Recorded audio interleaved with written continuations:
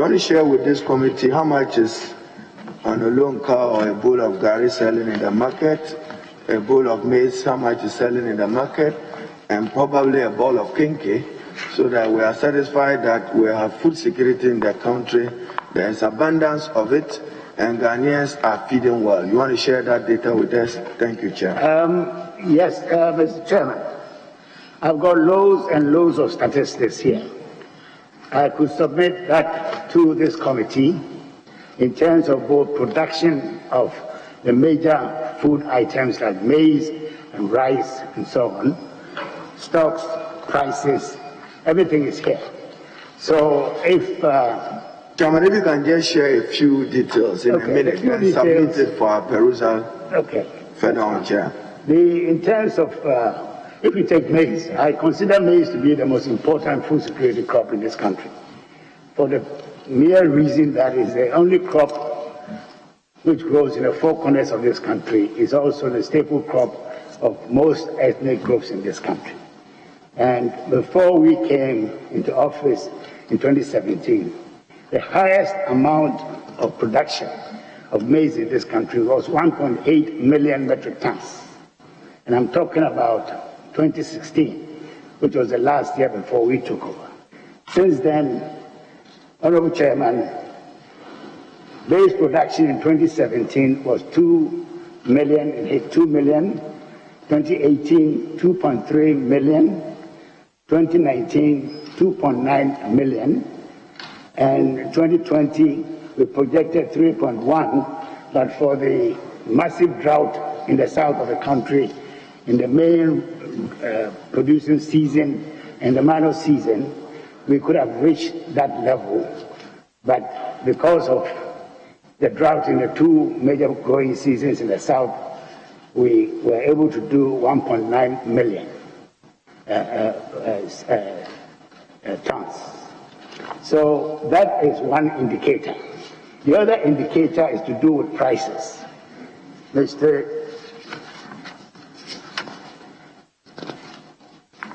Chairman, I have here the monthly trend in average wholesale prices in major markets in Ghana. It's all plotted out here. Unfortunately, I didn't know I was going to have this question. I would have brought a screen to show you exactly what it is. But all the details, including the graphs, are here to show exactly what I'm talking about. That in spite of the seasonal nature of the price movement of maize and other crops, in particular case of maize that I'm holding, you'll see that the cycles are very clear. Minister, how much is the bowl of maize? Sorry, I don't have. No, we track maize prices in 100 kilogram bags. So how much is 100 kilogram of maize selling in Ghana today? We have here on average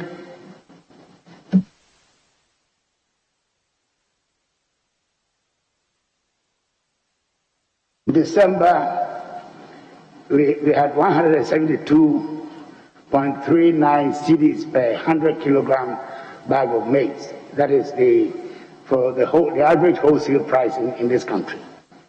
If you look at 2019, for the same December, it was 127.62. You look at 2018, it was 133.35. But, Mr. Chairman... Can you add 2017? 2017, how much was that? Sorry? 2017, how much was a bowl of 2017, it was 92.96. So, does that support your mathematics? Is it less or high from 92 to 172? Yeah, but if you take account, Mr. Chairman, if you take account of inflation, these are nominal figures that we track. But to get the real prices, in order that you have the standard way of measuring, you have to look at it in real terms, not in just nominal price terms. In economics. Thank you, Charles. So how much is a bowl of kinky? You have an idea? You are responsible we don't, unfortunately, we don't track the prices of bowls of kinky. You don't go to the micro level. What we track are the prices in the wholesale markets, selected wholesale markets in Ghana. That is the job that the Ministry of Food and Agriculture does. Minister nominee, you have an idea agriculture's contribution to Ghana's GDP?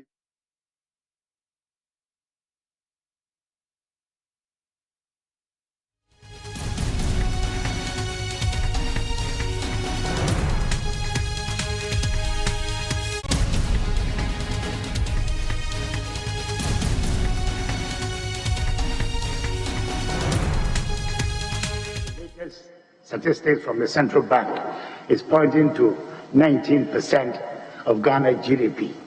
And they have dropped from 20 years ago when it was nearly half of GDP.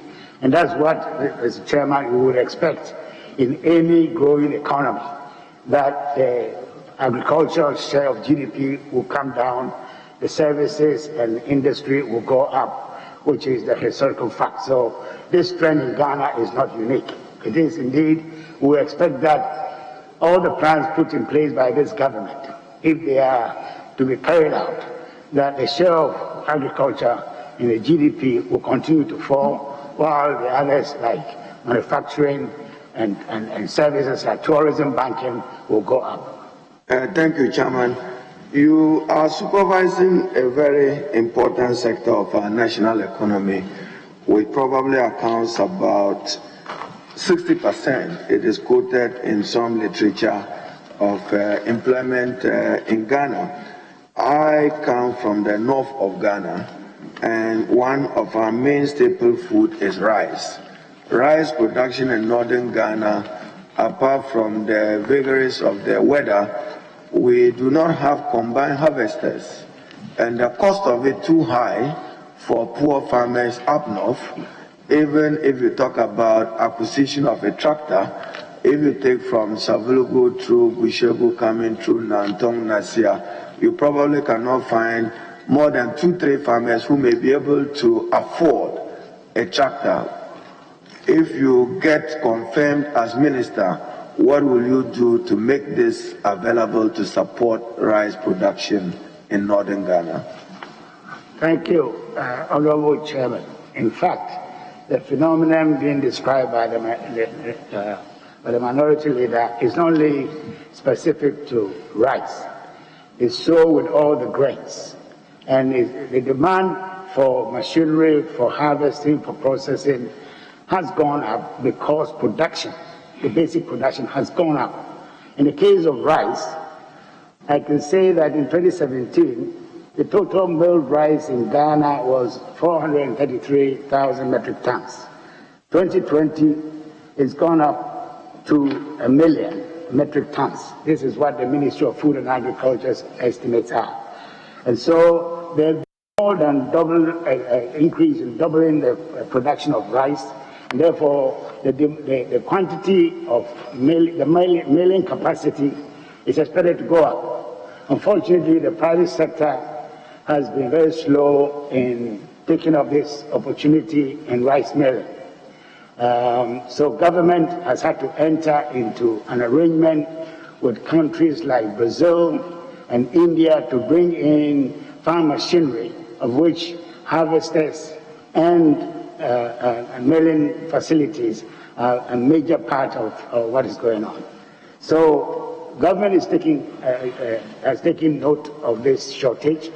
And I'm sure that this year, both the Brazilian supply and the Indian supply of machinery will be able to address this issue that we are discussing.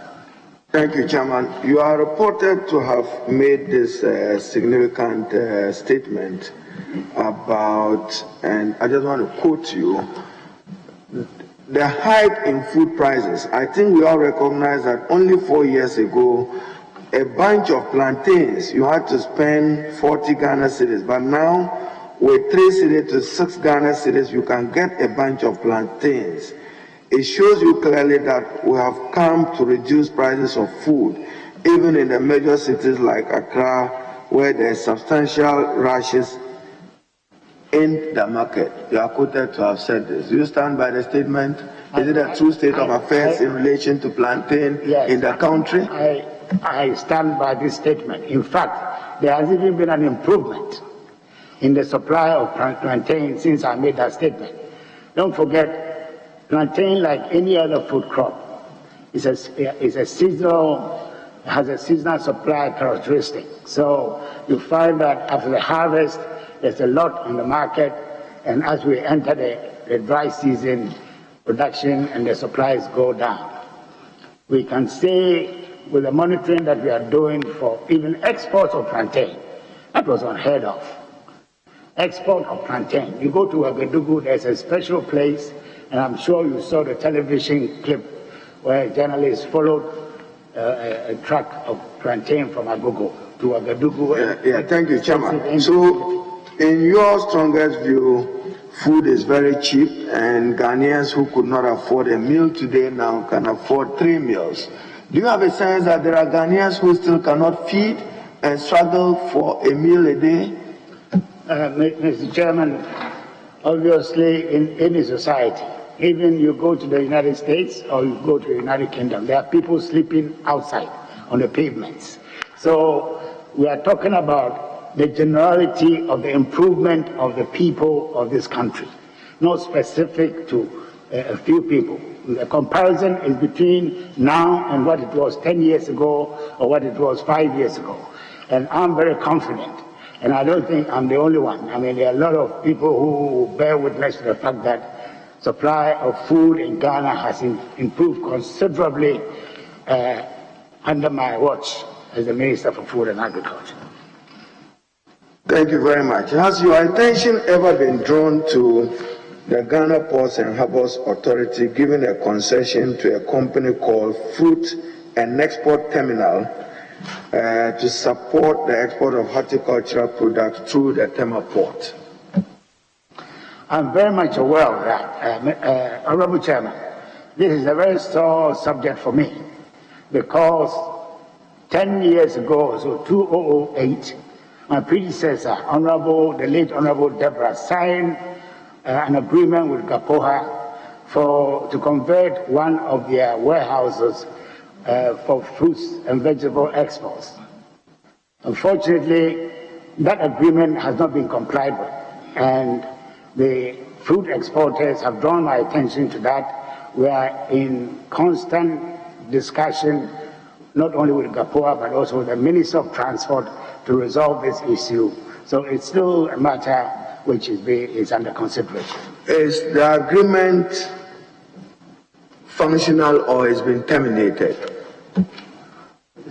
Mr. Chairman, I couldn't hear what he said. I'm saying that the agreement for the export terminal, are you aware that it's been terminated? Is the agreement terminated? Are you aware it's been terminated? No, I'm not aware of that. As far as the records of the Ministry for Food and Agriculture is concerned, that agreement of 2008 is still alive. Was there an agreement subsequent to 2008 in 2015 that you are aware of? Yes, that is part of the issue that we are dealing with. That instead of dealing with the fruit exporters, GAPOHA entered into agreement with another company, giving the concession to them. What is the name of that company GAPOHA gave the concession to, other than that to which your predecessor minister and another agreement in 2015 were signed? You want to give us the name of the company? Mr. Honorable Chairman, I do not recall the name, but I know that GAPOHA entered into a concession agreement with another company. I cannot mention their name. I have to look through the records. We will need it for the purpose of the oversight we are exercising. But you are aware that naturally if you terminate a concession agreement, the consequence of it may be judgment debt. Are you aware of that? I'm very much aware of that. Will you work to avoid a judgment debt on the state of Ghana, as that itself can amount to contributing to some financial loss to the state? Yes, I'm very much aware. Chairman, I will take the nominee back. That one is a policy decision of President Nana Akufo-Addo. Probably it came to Parliament. I don't support that policy initiative of putting the Minister for Cocoa under the Ministry of Agriculture. I still believe that given the nature of cocoa and its contribution to our national economy generally and to the management of our foreign exchange regime, cocoa should still have some supervision of the Ministry of Finance. You inaugurated the cocoa marketing company. Did it have all institutional representation as was required by its enabling legislation? The board. Sorry, what's the question again? The CMB board was inaugurated by you. CMC or CMB? CMC. The CMC board was inaugurated by you. That's correct. Did it have the requirement of the law of all, the requirement under the legislation of institutional representation? Honorable Chairman, as far as I'm concerned, it did. It went strictly according to the regulations guiding the operation of Cocoa Marketing Company of Ghana. So no institution was left out to the best of your memory? Yes. So the concession agreement between Gapoha and the food processing company, what is the status to the best of your knowledge? What is the status? Mr. Chairman, are we discussing Cocoa Marketing Company or we are discussing Gapoha? Because I'm a bit confused now. He's left Cocoa Marketing Company now. He's come back to. Well, Chairman, he answered me. He said he inaugurated it. He didn't see anything wrong with the institutional representation. I go for that. But I have shifted again just to conclude on the matter of the concession agreement between Gapoha and the Export Terminal Ghana Limited. Are you aware that this matter was brought to the attention of His Excellency the President?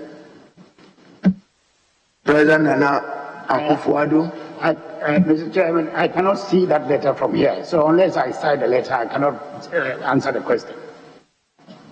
All right, Chairman, probably let me rest and our colleagues will take a bite, but I'll come back along the line with some handing over questions so that the Honorable Muntaka probably will hold my back. Thank you. Honorable. No, Thank you very much, Chairman. Honorable Minister, I'm right here on your left. Right here. Congratulations. Minister, you fought through this House a very important loan agreement for about 150 million United States dollars from the Indian Exim Bank for the agricultural mechanization equipment services centers across all districts in the country. Right. I know the challenges that we went through, but can you address us on the status of the implementation of this very important program for rural agriculture? Thank you. Thank you, Honorable Chairman. In fact, I inherited this agreement between the Exim Bank of India and the government of Ghana, and it had been in the works for 4 years. We were hoping that within the first year of our administration, we could conclude on the Indian facility and have available to our farmers the machinery that we so desperately need. Unfortunately, I found that it was a very long process. We are just coming to the end of that arrangement where we are signing. Last year, I think in July, our Minister for Finance signed with the Exim Bank of India representative in West Africa. And even after that, all kinds of procedures has to go through. I'm happy to report that we are hoping before the end of this year, 2021, we'll start receiving the items from India. We heard from Honorable Haruna how desperate we are for harvesting machinery and others. And we really need this equipment to help our farmers in agriculture in Ghana. So we are very hopeful that before the end of the year, we'll start receiving the item. But before then, for the interest of this committee, the last tranche of the Brazilian facility has now been approved by the government of Brazil, and hopefully before the major season in the north, and around May, June, we should start receiving machinery from India for the same purpose. So yes, it's we have $150 million worth of farm machinery coming from India, and we have $33 million worth of farm machinery coming from Brazil. Between the two, we should address adequately the issue of supply of farm machinery to our farmers in order to sustain the growth which has started in this country in the last 4 years. Thank you. Thank you. My second question relates to what Honorable Harun Idrisu asked. Minister by the new legislation means, for the cocoa sector, means the minister responsible for agriculture in terms of having oversight over the cocoa board. Recently, we've heard in the media, and even a statement was read on the floor, on cocoa board's indebtedness to a lot of LBCs, local buying companies, and issues with fertilizer and the initiative on cocoa farmers scheme, pension scheme, among other initiatives and challenges. We want to hear from you on the issues with regards to the LBCs, cocoa rules, fertilizer issues, and the farmers pension scheme that was launched by the President and your good self, I think sometime in December or so. Thank you. Honorable Chairman, that has been a very unfortunate situation in the past month or two. And it's because of the peculiar nature of the cocoa industry. COVID has hit the centers of chocolate consumption, that's in America and in Europe. So demand for chocolate and for that matter cocoa beans has gone down. Our arrangements that we had made with the foreign banks to finance our operations are dependent upon the number of contracts that we are able, in other words, the amount of cocoa that we can sell as a guarantee to these foreign bankers that to release the tranches. For the first time in I don't know how many years, it has not been possible for us to sell enough contracts to enable the last tranche of about $190 million to be released. In fact, if you compare the amount of contracts that had been sold out this year compared to the same period last year, we are down by nearly 1/3. We are really down by nearly 1/3, which means that the decline in demand for cocoa beans by the chocolatiers and the processors, which is a result of the COVID, the lockdown in Western Europe and in America, is really affecting our operations here. So by now, before the end of the year, normally we should have had enough contracts for the release of the whole amount of $1.3 billion. Unfortunately, we couldn't sell that fast. So now that we have the contracts sold, we are expecting that coming week, early next week, the last tranche of $190 million will be with us, and then we can pay for all the outstandings of cocoa, and that issue will be behind us. In the meantime, the central bank is cooperating very closely with Cocoa Board to give them some bridging facility to help some of the LBCs to pay for the cocoa that they had taken from the farmers. So that's how far we are in the situation with the LBCs and cocoa farmers. Thank you. Honorable, I didn't hear On the farmers' pension scheme, I'm sure you address it whilst I tie it in with my last question. I know you are a very big farmer in coffee, but looking at the report on the coffee subsector, it's not that encouraging. And can you let us have some understanding and what you are doing to improve upon that sector? That's my last question, Chairman. Thank you. Honorable Chairman, if you look at the statutes establishing the Ghana Cocoa Board, shea and coffee are two tree crops which, by law, Cocoa Board should help to promote. Unfortunately, that part of the work of Cocoa Board has not really taken off. I remember very well, as a ranking member in this august house, I initiated the process with the government at the time to provide us with 4 million, to provide a 4 million project as a pilot for coffee development. And the committee, those of you who are here, who are members, you remember after the third year, we went around the country to inspect these projects.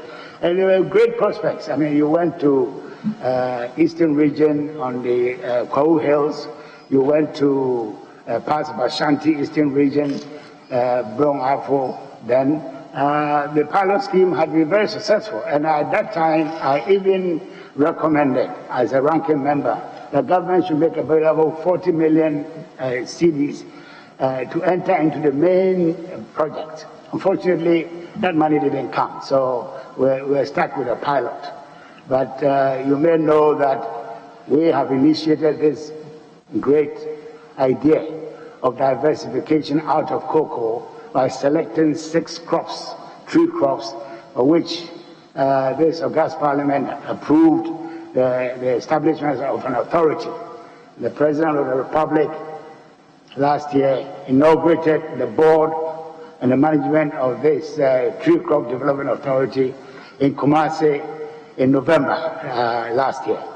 So their work is precisely to pursue what Cocoa Board couldn't do by developing these 6 crops, including coffee, third level Cocoa Board for development. We know that that is an area which is going to assist the country in the medium term. Thank you. Thank you very much, Mr. Chairman.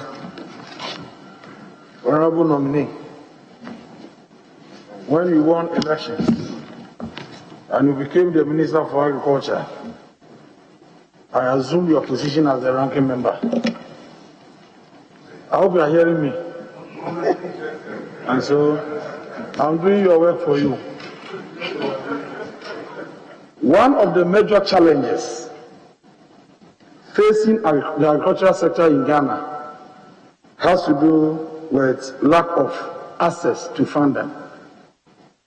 Access to funding. The Ghanaian banks are unwilling to advance loans to players in the sector because of the huge risks. And it was against this background that your government actualized the GESAL project. By GESAL, I mean Ghana Incentive-Based Risk Sharing System for Agricultural Lending. A facility was approved by this House, and you reported to us in the 2020 budget that GESAL became operational in 2019. But you added that you have a board, full functional board, with management and staff. And you also indicated under paragraph 580 the arrangements the board is making to get more funds for farmers and those in agribusinesses. What specific legal instrument delivered this board?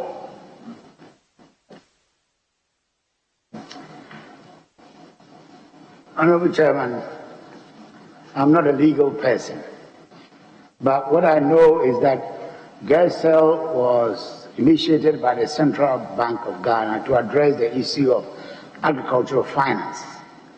And they have made a lot of progress by forming a limited liability company to manage GERSEL.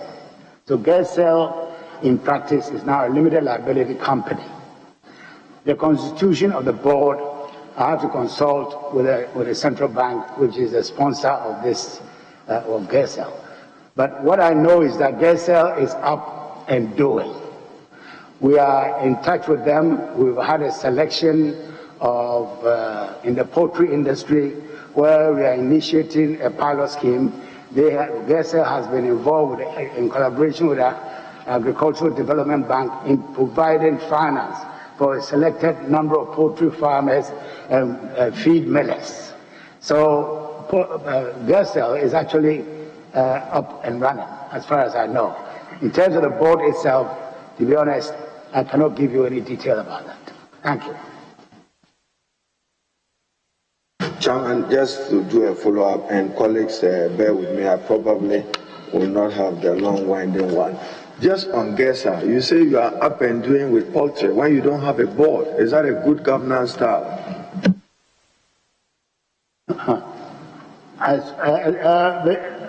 Honorable Chairman, as far as I'm concerned, we have been, between myself, the governor of the bank, and the Minister for Finance, we have been collaborating in trying to get this model financing for the poultry industry on a pilot basis. And that if it worked, then we're going to extend it to other agricultural activities. I know for a fact that GERSEL is now a limited liability company. Limited liability companies, you have to have a board. So I'm very surprised if there is no board, then management alone cannot take decisions. Or then it means that GERSEL Limited is not properly constituted. And I doubt whether the central bank will supervise such an auditing. I know that the Minister of Finance is has an update about that insurance initiative on the agriculture. Can you just assure us that you work with the Bank of Ghana to allow for the takeoff of that initiative? Sir, Honorable Chairman, can you repeat? I say I have read budget statements of the Honorable Minister for Finance, and he has an update. He seemed excited about this insurance intervention in agriculture. So I'm asking that if you do become minister, will you work with the Bank of Ghana for the takeoff of the initiative? Honorable Chairman, that's precisely what I've just said. That right, already... that's appreciated. Chairman, there was between 2017 and 2018 in the public space, there was this cocoa roads, for instance, the Eastern Corridor in the Volta region, many other cocoa roads dotted around the country. You are now supervising minister for the cocoa board. We are told that there was some audit. You have an idea what the findings were, any wrongdoing, how much did it cost to undertake the audit, and can the audit report be made available to us? Thank you, Chair. I know of that an audit took place at the beginning, I think 5 months after we came into office. But this is something that was done between the Ministry of Roads and Highways and Ghana-Cote board. If the member wants further information, I can always provide that. I will appreciate the report. And Chairman, my last question. Fertilizer pitches in Ghana, there is a company, AMG, capital A, capital M, capital G, which probably was incorporated in 2017, I hope I get it right, which has won a number of major contracts. I'm also aware that the Ghana Exim Bank have loaned them some money. The servicing of it is not as good as it should be. Do you have any interest in the company? Is there any relationship?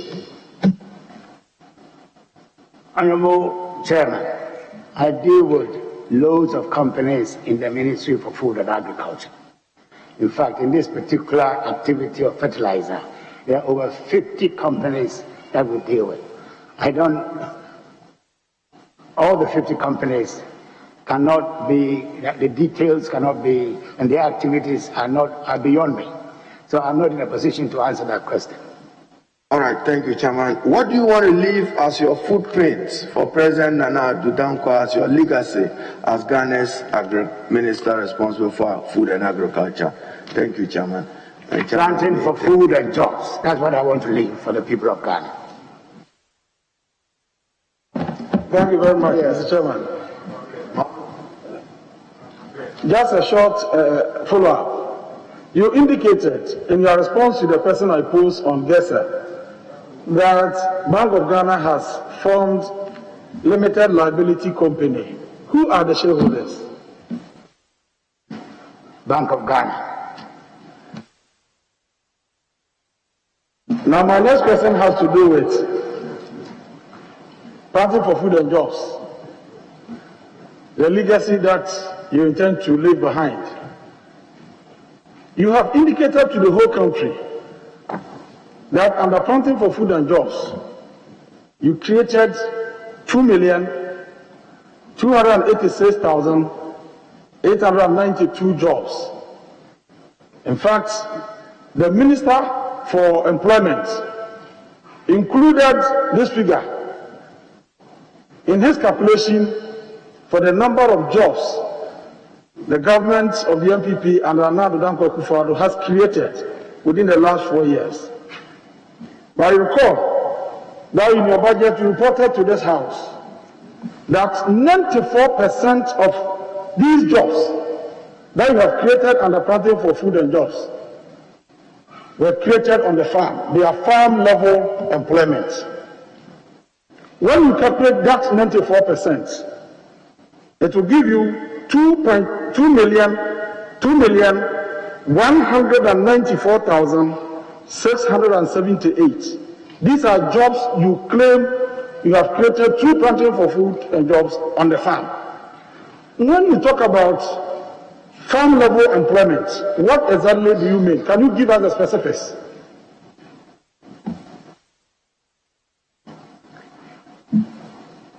Honorable Chairman, this is a subject that we can sit here and talk about for many, many hours.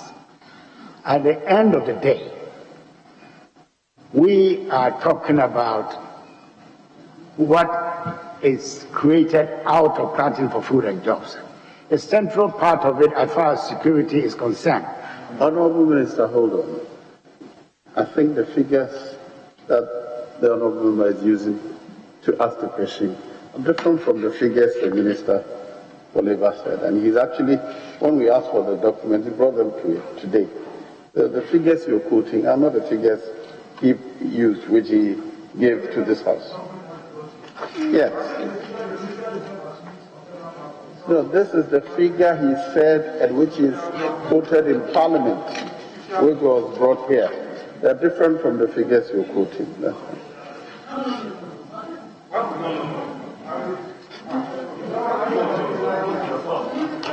Sorry? I'm saying that the figures you are ascribing to the Minister for Labour is different from the figure the Minister for Labour brought to this House. He came to answer a question in the House, and he submitted the documents. There's a copy he has just brought because when he appeared before us, we asked him to bring the same documents. He brought them to us this morning. So I want you to ask your question, but quote appropriately the figures, not the figures you're quoting. That's not what is the official document before us. Chairman, the figure I quoted, I said the Minister himself. Oh, the Minister himself. This is a figure I thought I heard you say yes, he has been used on several platforms. And I refer to the handing over notes of the Minister for Employment, which also referred to the same figure.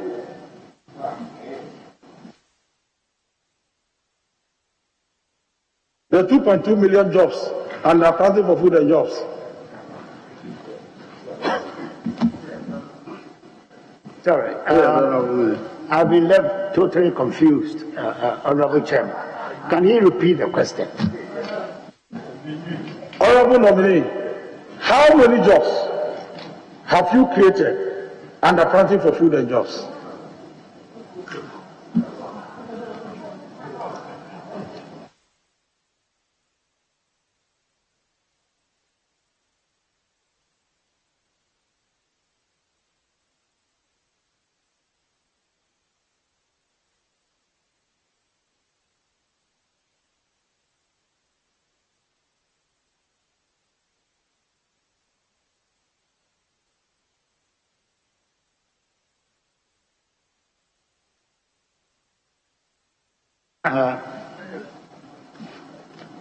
Honorable Chairman, I'll have to come back to him on that. But I want to make a very clear explanation. We are talking about job creation, which is part of the title of the government's policy, Planting for Food and Jobs. The jobs are deriving from the food that we are producing in abundance for the people of this country and beyond. The only determination of the figure, ideally, will be to have a labor census in the areas that Planting for Food and Jobs are being conducted. But it is not possible to conduct a labor census to determine accurately the number of jobs created in the areas that Planting for Food and Jobs are being undertaken. So you have to rely on estimates. And those estimates, the figures that are given, that is quoted by the honorable member, are derived from the estimates that we make. We are not saying that it is to the last person, but just to give a comparative analysis in terms of the fact that if, for instance, in the case of maize, I mentioned earlier, Honorable Chairman, that maize production has gone up from 1.8 to 3 million metric tons.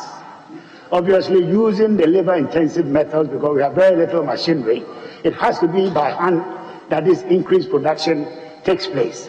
And of course, it will mean that more people are engaged to be able to produce the quantities that we are talking about. So I don't think we need to split hairs about whether it's 1.8 million or 2-point-something million. Basic question is, has production taking place? Has the growth taken place? We are saying yes. And secondly, how did it come about? We are saying by labor, by engaging rural labor, and in some cases even urban labor. And then thirdly, what is it that the quantity of site labor? That is where there is a controversy as to whether it's 1.2 or 1.7 or 2.1. So I don't think we should labor the point to the extent that it becomes, it erases from us the essence of what the government is doing in promoting agriculture in Ghana. Thank you. Mr. Chairman, the Honourable nominee has on several platforms been very precise in respect of jobs created under Planting for Food and Jobs. On one of the platforms, he indicated that he has created 2,286,892 jobs. It's all over. And this is the number that the Minister for Employment used in determining the number of jobs they have created in this country. And this is firm expression in the handed over notes he presented before us. And he indicated that that was even prepared somewhere in July, and that the updated figures will be made available to Mr. Chairman. Mr. Chairman, when you read paragraph 259 of the 2020 budget, it is stated that 94% of the jobs created under Planting for Food and Jobs were created on the farm. The peasant farmers on the farm created 2.1 million jobs. And then 4% to value addition.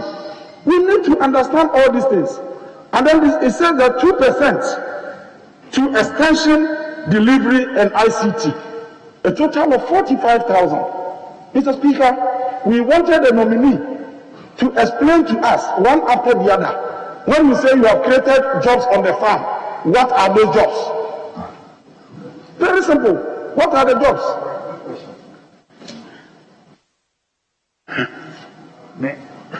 Honorable Chairman, I still do not understand the intervention of the Honorable Member of Parliament. I don't. Honorable, all he's saying is that when you say you have created jobs on the farm, Yes. what jobs have you created? Very, very simple. First of all, before we came in, there was very little application of fertilizer, and I have the figures here that I can quote. So, Planting for Food and Jobs is encouraging farmers to apply fertilizer using improved seeds. So the increase in fertilizer, the application is done by hand, by labor. So obviously, the same number of people cannot carry on with this. They have to get more labor from outside their families to be able to do that. That's the first point. The second point is that once, Mr. Chairman, is there an intervention? Once the seeds are in the ground, because of the fertilization, the amount of weeds increases. So you have to employ more people to maintain the farm. Then after that, you are talking about harvesting. Instead of 2-3 bags, we are talking about in some cases 15-20 bags. So the additional production has to be harvested by hand. So when do you get that? That is also creating jobs for the harvesting. Not only for the harvesting, for the on-farm processing, for carriage into the nearest village and neighborhoods and all that. All these create a lot of jobs. Basically, that is what it is. And in fact, in undergraduate farm management studies, you are taught that you need so many Mondays to do this work, to do that work, to do that work, and then you put it all together to say that you have every acre of land that you operate for cocoa or for corn or for soya, so many Mondays of labor are created. That's the basis on which we do these estimates. So if you accept the fact that production has doubled in some cases, it's even gone up 3 times, soya production and so on have all gone up. They are the source of the creation of the jobs that we are talking about. And that is more important than to say that it's created 1.2 or 1.3 or 1.4 million jobs. Labor is an input into production. Land is an input into production. Fertilizer is an input into production. Land is an input into production. So all of these have to be calculated in order to come to an estimate of the profitability of each crop that the farmers produce. So that's the basis on which we are saying that production, so many jobs have been created. In any case, Honorable Chairman, these calculations are done between us and the Ministry of Employment, because they know the regulations and the definition, international definition of what is employment. They represent Ghana at ILO, International Labour Organization, and so on. So we cannot do these things on our own at the ministry.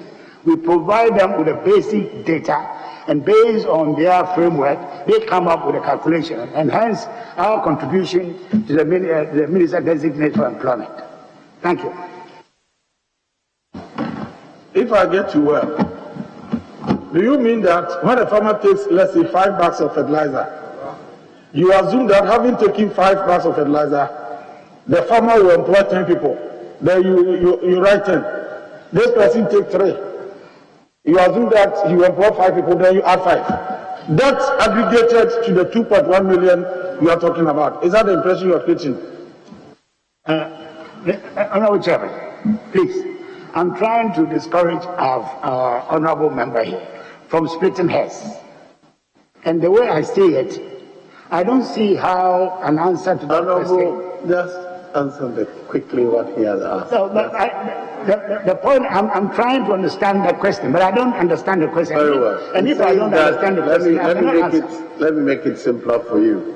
It says, in counting jobs created, do you count the short-term employees, like those who are employed to apply fertilizer for this period and left, or they are talking about just permanent workers?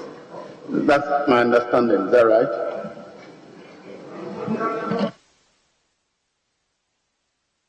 Yes, he says I'm right. So, yeah, we're talking about permanent employment. That's job creation. From my recollection of what the Ministry of Labour is saying, the definition by ILO, that is not just going to apply fertilizer and going home to sleep, and then we count you as job creation. In any case, it's the same pool of labor. We're talking about rural labor. And he comes from a rural constituency. He should know what I'm talking about.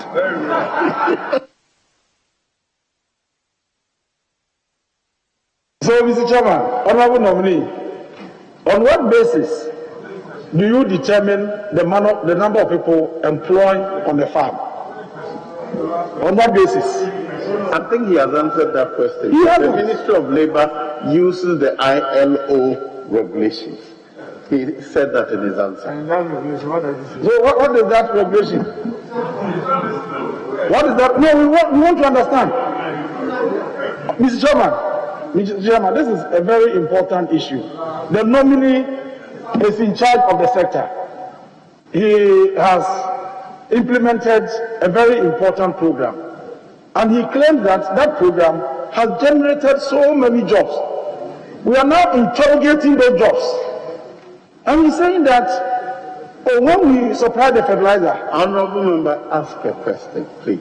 So I was just asking, what is that regulation? The ILO regulation that determines the on-farm employment. What is it? Chairman, I'm surprised. The Minister of Labour himself has been here. He didn't ask him that question. So, do you know that regulation or not? Just answer shortly. Honorable Chairman, do you know that particular regulation or not? I will refer to my brother, the Minister of Employment. Yeah. Your last one, please. Mr. Chairman, so, Honorable Nominee, do you mean that as you said before this committee, you cannot tell the committee the exact number of jobs you have created? I don't remember. If you have another question, please ask it. Now, my last question has to do with procurement of slashes by Cocoa Board for our farmers to weed their farms. Cocoa Board has procured some slashes, and in all the cocoa growing areas, you see some of these slashes lying idle because the farmers cannot use these machines to weed their farms. Can you share with the committee the cost of this machine and whether it is serving the purpose for which it was bought? Honorable Chairman, I think this is a very important question. I cannot sit here and speculate. So I want to inquire from Cocoa Board exactly how much it costs and all those things, and I can come back to you. Right, thank you. Yes, Hassan.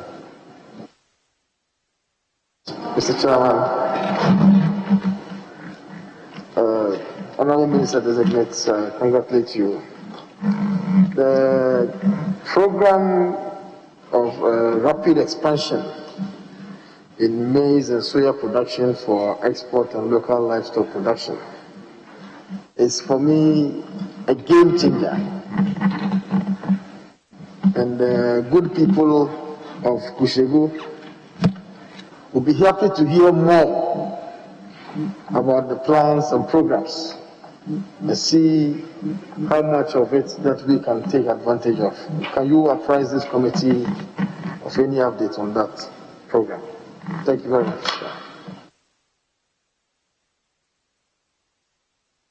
Thank you. Honorable Chairman, this program has 5 modules. Planting for Food and Jobs has 5 modules. The most popular is the food security that everybody calls Planting for Food and Jobs. And it's been conducted in a way that over the past 4 years, more and more smallholders have been brought into the program. In fact, we started with just about 200,000 farmers, and as of last year, 1.7 million farmers are benefiting. And you can see that the 2 basic inputs, Honorable Chairman, to do with giving the farmers improved seed, which sometimes can give 3, 4, 5 times more yield than the traditional seeds that they are used to. And then the fertilizer, the quantity of fertilizer that we are giving to them have also skyrocketed. And I'll give you some statistics.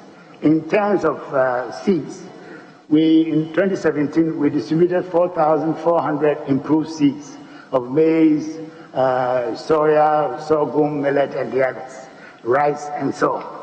By 2020, that figure had gone up to just below 30,000. I mean, leaps and bounds from just 4,400 to 30,000 metric tons of improved seeds. And this year, we intend to do, 2021, we intend to distribute 40,000 metric tons of improved seeds to these farmers. At the same time, if you look at the amount of fertilizer, in 2017, we were able to distribute 121,000 metric tons of organic and inorganic fertilizer. By 2020, that figure had jumped to 424,000 metric tons. The rate of increase of these supplies of these is totally unprecedented in the agricultural history of this country. This year, we are hoping that we will be distributing more than 500,000 metric tons of fertilizer to the farmers. So the Member of Parliament for Oshego does not have to worry at all. We are making sure that we reach every smallholder farmer in this country, at least in this second term of the Akufo-Addo administration. So that is the answer that I can give, Honorable Chairman. Honorable Minister Designate, so I'm also into livestock farming, and I was excited when I was going around my constituency and hearing the success story of rearing for food and jobs. I'd like to know what program you have in place to scale up the program from the initial launch. Thank you very much, sir. Thank you, Honorable Chairman. We have a very comprehensive program for livestock development in this country, and that covers all livestock. We are talking about poultry, cattle, piggery, small ruminants, sheep and goats, guinea fowl, and all that. And the program is such that I'll just put poultry aside for now. We import high breeding species from the Sahelian region, bring them into Ghana, and distribute them to farmers, selected farmers in a selected number of regions, especially in the savannah regions, the 5 savannah regions, plus some to Bono East and so on. And every year we are increasing the numbers. We give these hares to the farmers, and we expect them to keep them for a year, and whatever comes out of that, we take that out and give it to another set of farmers. So gradually it becomes an exponential growth in the number of livestock that the farmers are producing. So basically that is it. But I can give you the numbers. In the first year, 2019, 7,500 sheep were distributed to 750 farmers. Currently, 23,000 sheep and goats are in the process of being distributed to 740 farmers and 11 livestock breeding stations of the ministry. So if you come to piggery, you have the numbers here, and so on and so forth. But I think in terms of the economy, the most significant part of the revenue for food and jobs is poultry, because Ghana is spending something like 350 million United States dollars importing chicken meat into Ghana. Only 25 years ago, we used to export to Nigeria and our neighboring countries. The industry collapsed, and it's the determination of this administration to revive this, the livestock, which creates a lot of jobs as well. So we've started with a pilot, as I mentioned earlier in my intervention. We selected a number of poultry farmers and feed millers. We've linked them up to the Agricultural Development Bank and GESEL to finance them. We are just coming to the end of the first stage of the pilot, and then we're going to expand the program. Then the next 2-3 years, majority of poultry farmers in this country will be benefiting from this arrangement. So that is the way it's going. When it comes to cattle, which has become very controversial because of the Fulani involvement and so on, we've done the experiment in their farm place, taking one big area that was abandoned after Kufuor's administration, which is a kind of a ranch. We resuscitated that ranch. We put cattle in there, feeding them, giving them veterinary support. The owners have to pay the livestock attendants, the boys, to just keep the livestock. We do everything, and it's proving very successful. So we intend to expand that even to our borders in the north, so that they don't have to come all the way down, but they can have a cattle ranch there, and then the slaughtering and so on, the meats can be brought into the big cities and so on. So, Honorable Chairman, this is what is happening with the livestock development that we've christened rearing for food and jobs. Thank you.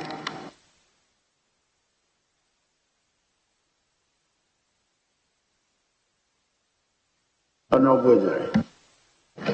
Thank you very much, Honorable Chair.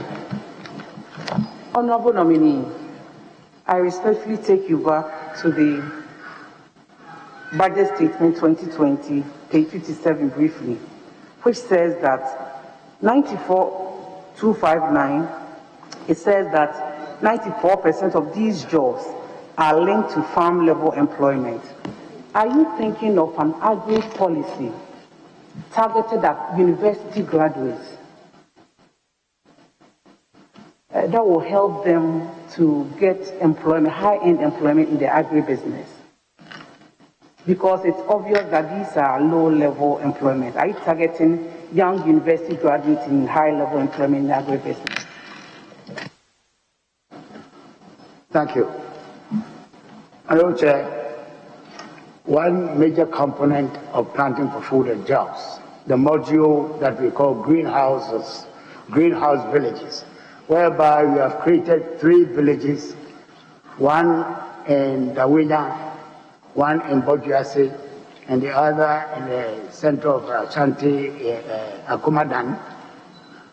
We, with the help of an Israeli private sector company, we established these 3, which has targeted towards the youth in particular.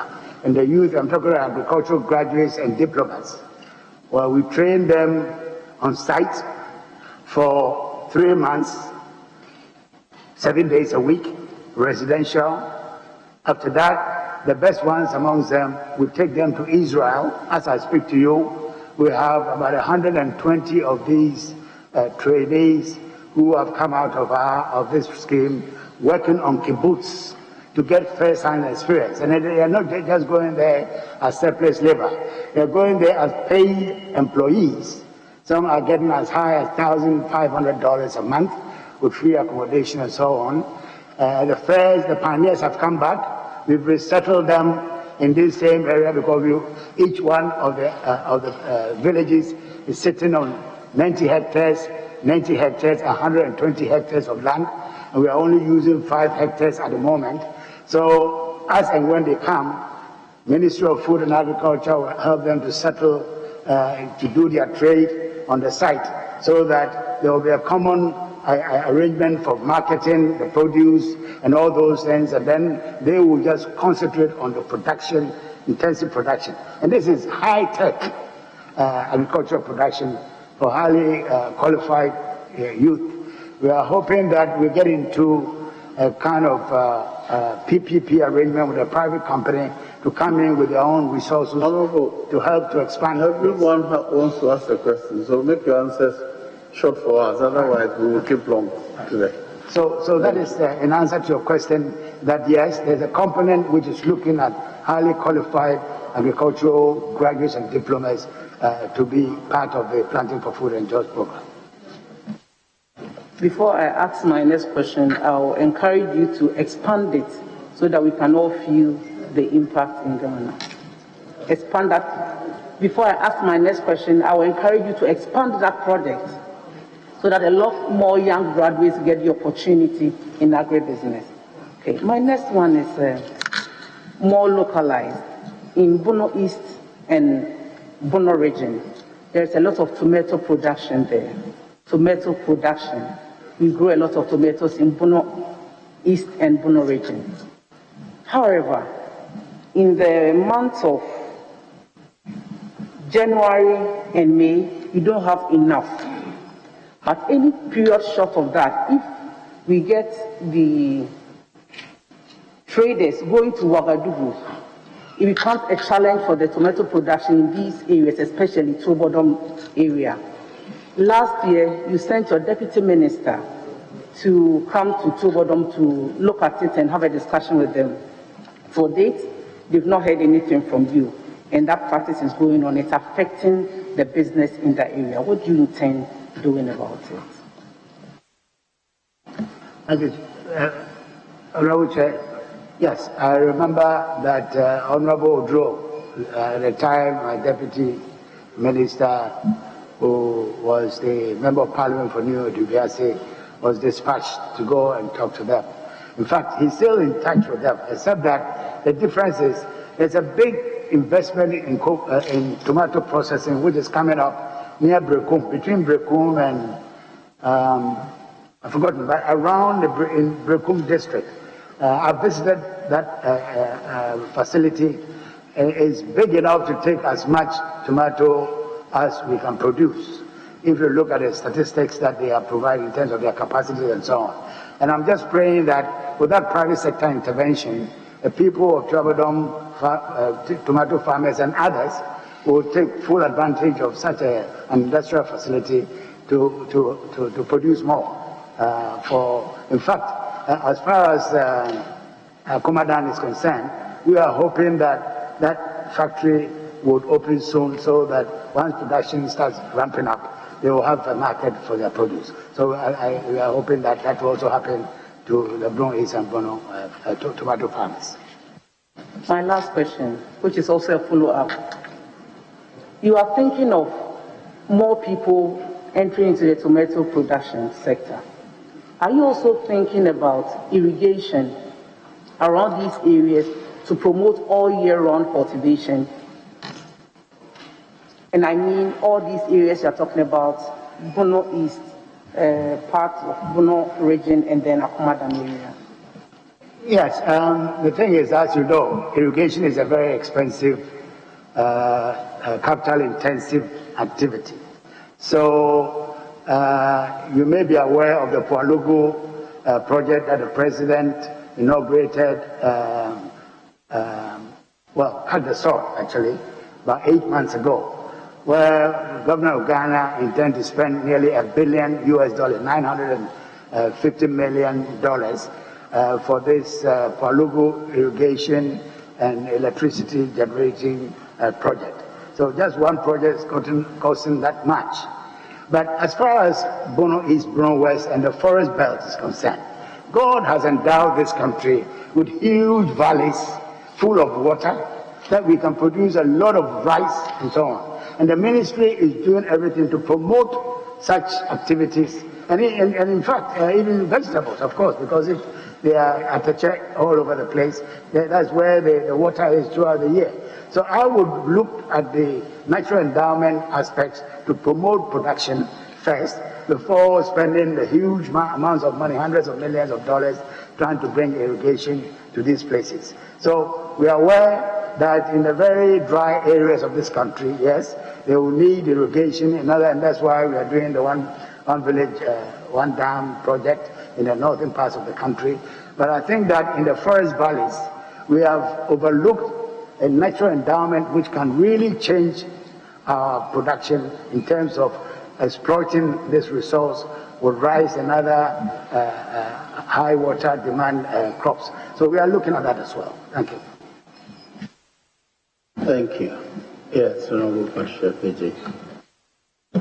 Thank you very much, Mr. Chairman. Honorable nominee, congratulations. And as a former Minister for Agriculture, we are very proud of you for introducing the Planting for Food and Jobs program. You will agree with me that to enhance food security and sustainable livelihoods of Ghanaians, there is the need to adopt technologies that support disease-free planting materials, production, and resilient crop varieties. Honorable Minister, first I would like to know whether you have been in touch with BINARI, the Biotechnology and Nuclear Agricultural Research Institute in GAEC. And if you have, how do you intend to adopt current and scientific proven nuclear-related techniques in this area?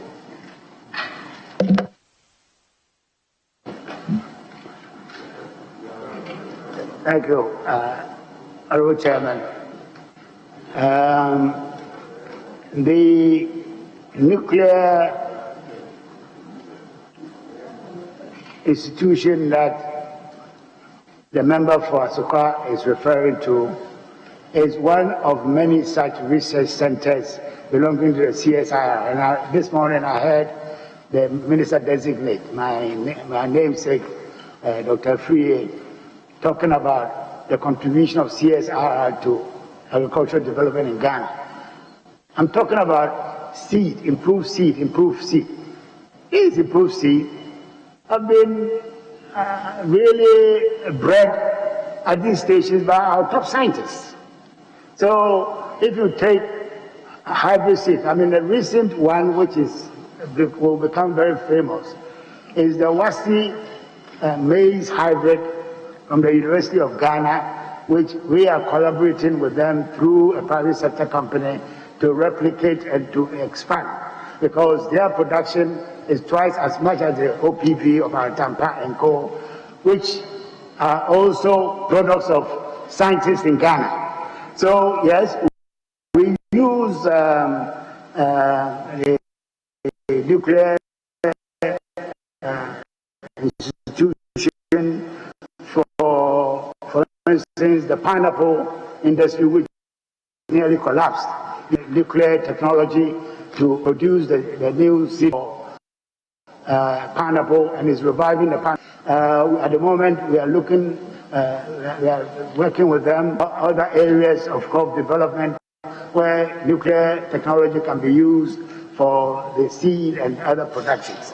So yes, we are closely working with the scientific community in Ghana to ensure that their sweat is a major input into agricultural development in this country. Thank you, Mr. Chairman. As a follow-up, I think what I want to know from the Honourable nominee is whether your ministry is prepared to sink in some funding to explore more into these technologies. Because, Honourable, I can tell you for sure that currently we have a problem with our farmers, and they are having difficulties and the challenges in agricultural insect pests, which they have the right technology to address. But what we are faced with, the Ministry of Environment, Science and Technology doesn't really have the adequate funding. But since it resides with your ministry, I would like to know if you are prepared to support this Benari to develop these technologies to support the pest controls and also improved variety of seedlings. Thank you. The budgetary constraints facing the Ministry of Science and Technology is the same constraints facing the Ministry for Food and Agriculture. So, Benari, we recognize their potential, and like all other research institutes, are suffering from acute shortage of resources for them to carry on work that they have been trained to do. So, we really sympathize with the Ministry of Science and Technology for not having enough budgetary resources to support Benari, but obviously whatever product comes out of the work of Benari, we are prepared to propagate and distribute among farmers at some subsidized rate so that they can increase their yields and their production to support the transformation of agriculture in Ghana. Thank you.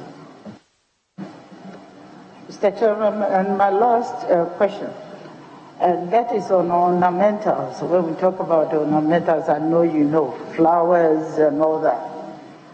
It really contributes significantly to our socio-economies of Ghana.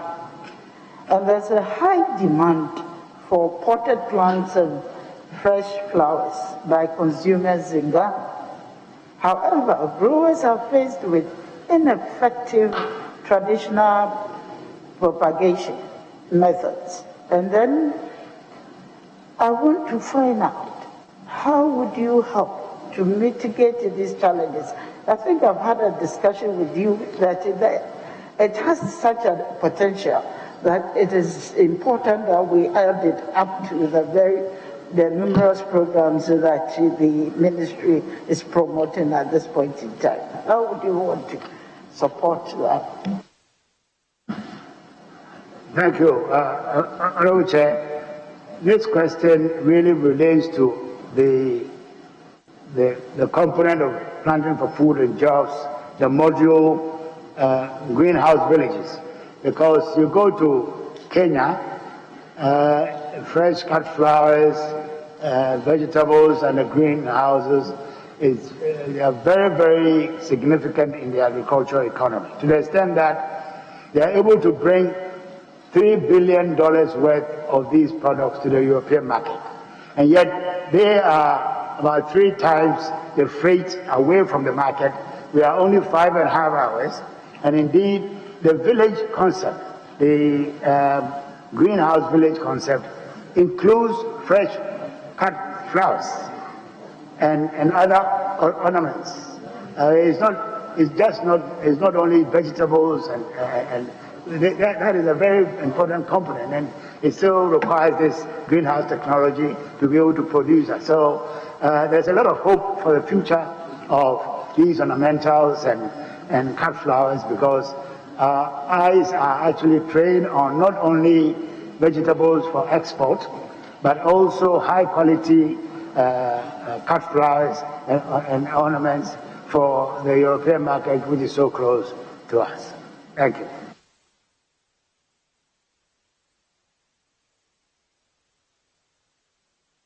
Yes, Honourable. Thank you very much, Mr. Chairman. Mr. Chairman, my first question is on smuggling of government subsidized fertilizer to neighboring countries. Mr. Chairman, in August 2017, Ghana's Agribusiness uncovered a syndicate of smugglers who carted subsidized fertilizer across our borders to the neighboring countries. I want to find out, and from statistics, Ghana loses close to $120 million as a result of smuggling of fertilizer. I want to find out from August 2017 to date, what practical steps did you take to prevent or stop smuggling of government subsidized fertilizer in the country? Thank you. Honorable Chair, since this is a House of Record, I want to find out from the Honorable Member this $120 million that he talks about. Honorable Minister, if that is not correct or you don't know that, say that, but you don't ask the question. Okay. So let you give us the answer. Because I'm surprised. The total amount of money we spend on fertilizer in this country, it means that half of it is carried away across our borders. And that cannot be true. This is why it's a rhetorical question, but it is a fact that I'm stating that it cannot be $120 million. In any case, Honorable Chairman, we have taken very severe measures in the last 2 years to stop the leakage, the illegal trade in fertilizers across the borders. And the reason why it is there is very simple. We are the only country around us which subsidizes fertilizer in seed. No country does that. And therefore, and we are subsidizing fertilizers, as has been indicated, 50%. So the smugglers have a field day with a huge amount of money if they are able to carry one bag across the border. But I would like to, in answer to his question, I would like to come out with 4 items that we have done. First of all, we have restricted the distribution of fertilizers to the districts that are known to be indulged in this trading. And these are in Upper East region. We have 6 districts that we have restricted the movement of fertilizer into. Upper West, 6 districts. Northern region, 2 districts. Northeast region, 1 district. And Volta region, 5 districts. So for the last 2 years, we've restricted the movement of fertilizer to these districts because we know them to be the centers of this illegal trade. Now, apart from that, we have also branded all subsidized fertilizers with big logo, Planting for Food and Jobs, with a yellow band diagonally crossing every bag. And the bags of fertilizer for subsidy has also been reduced from a unit weight of 50 kilograms to 25 kilograms. So that is another area that we are doing. We are resorting to reduce to the minimum the movement of fertilizer across our borders illegally. At the moment, we are trying a new system of e-monitoring of fertilizer distribution. We've experimented in the northern region with, maybe 50,000 farmers, where we register them, take their thumbprints, give them a card, and they can load, just like Momo money, they can load on it, and then use it at the retail and pick up their fertilizers to go and apply on their farms. So we have gone to a great extent, and is working. And not only that, because of the threat of jihad in the northern part of West Africa, Ghana has stationed platoons of soldiers along our border in the north, from east to west. And we are collaborating with these platoons also to monitor movement of fertilizers and other products, including some petroleum products across the border. So this has effectively reduced to the minimum the amount of fertilizer which crosses the border illegally.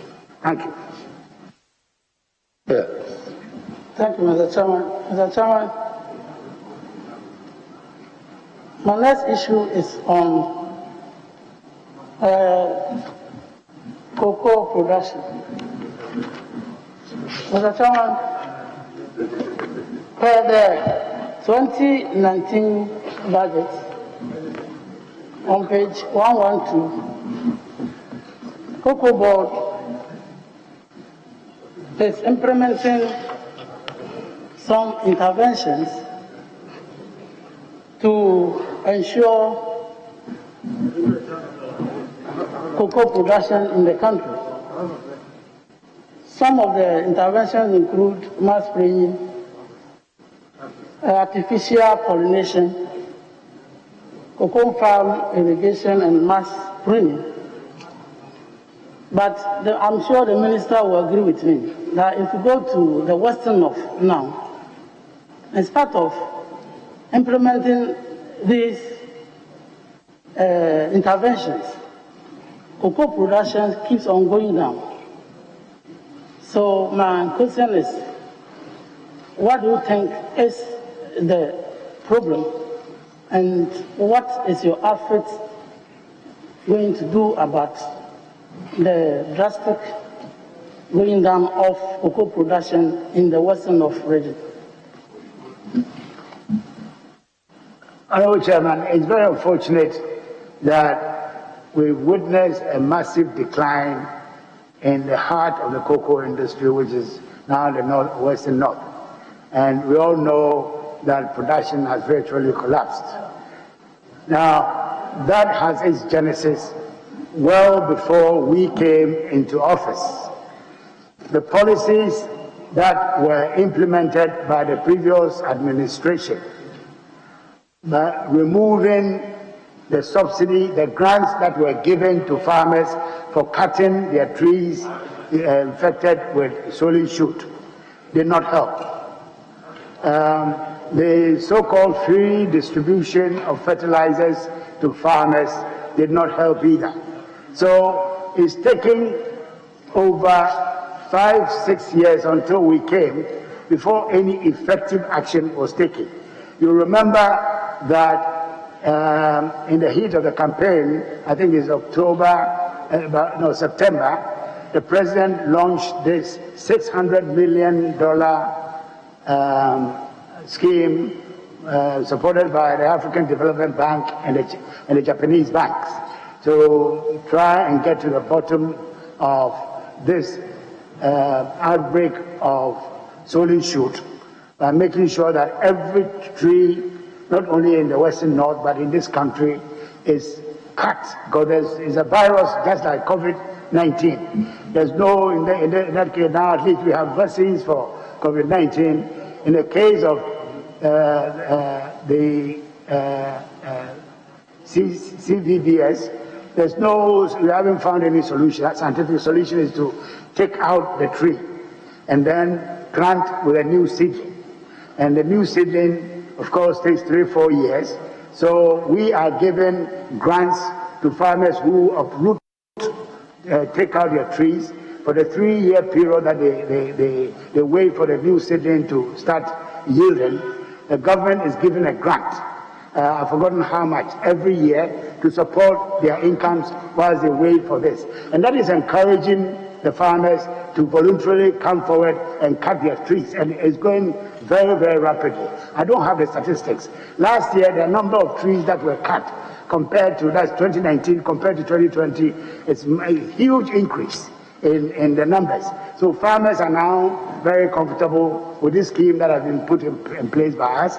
And we are hoping that there will be a massive revival of the cocoa industry in the Western North in another 3-4 years when the scheme is fully implemented.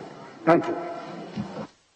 Honourable Member, be guided and take a cue. That will be your last. Mr. Chairman, my next question is on the payment of cocoa purchased by cocoa boards to cocoa farmers. At the moment, the minister is aware that cocoa board owns the LBCs, and therefore the LBCs also own their district managers and the purchasing clerks. The minister tries to provide some answers, reasons that have accounted for this non-payments to the farmers. Honourable Member. Oh, Mr. Please. I know what I'm doing. Obi, sit down. Be quiet and listen to me, please. Yes. What is this?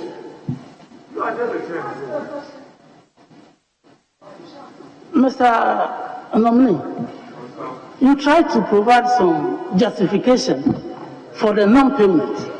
My question to you is, when should cocoa farmers expect cocoa that will be bought by Cocoa Board to be paid to them? When?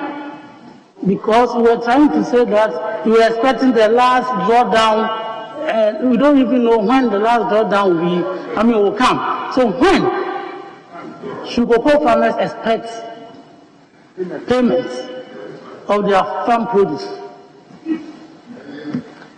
The Chairman, I've spent some time on this subject, but because Honorable Ahi is a good friend of mine, I will indulge him with an answer. Monday, farmers will start getting paid. Yes. My last question. Honorable, respectfully, you must extend your turn. Hey. Thank you, Honorable Chair. Congratulations, Doc. Doc, congratulations. And my question relates to the Ghana-Cote d'Ivoire Sustainable Cocoa Initiative that was established, among other intents, to promote better pricing for farmers and to combat the cross-boundary smuggling and to promote other interests. Can you apprise the committee on the benefits yielded so far, and what would you do to sustain the gains in this collaboration when given the nod? Thank you. Sorry, I think, Mr. Chairman,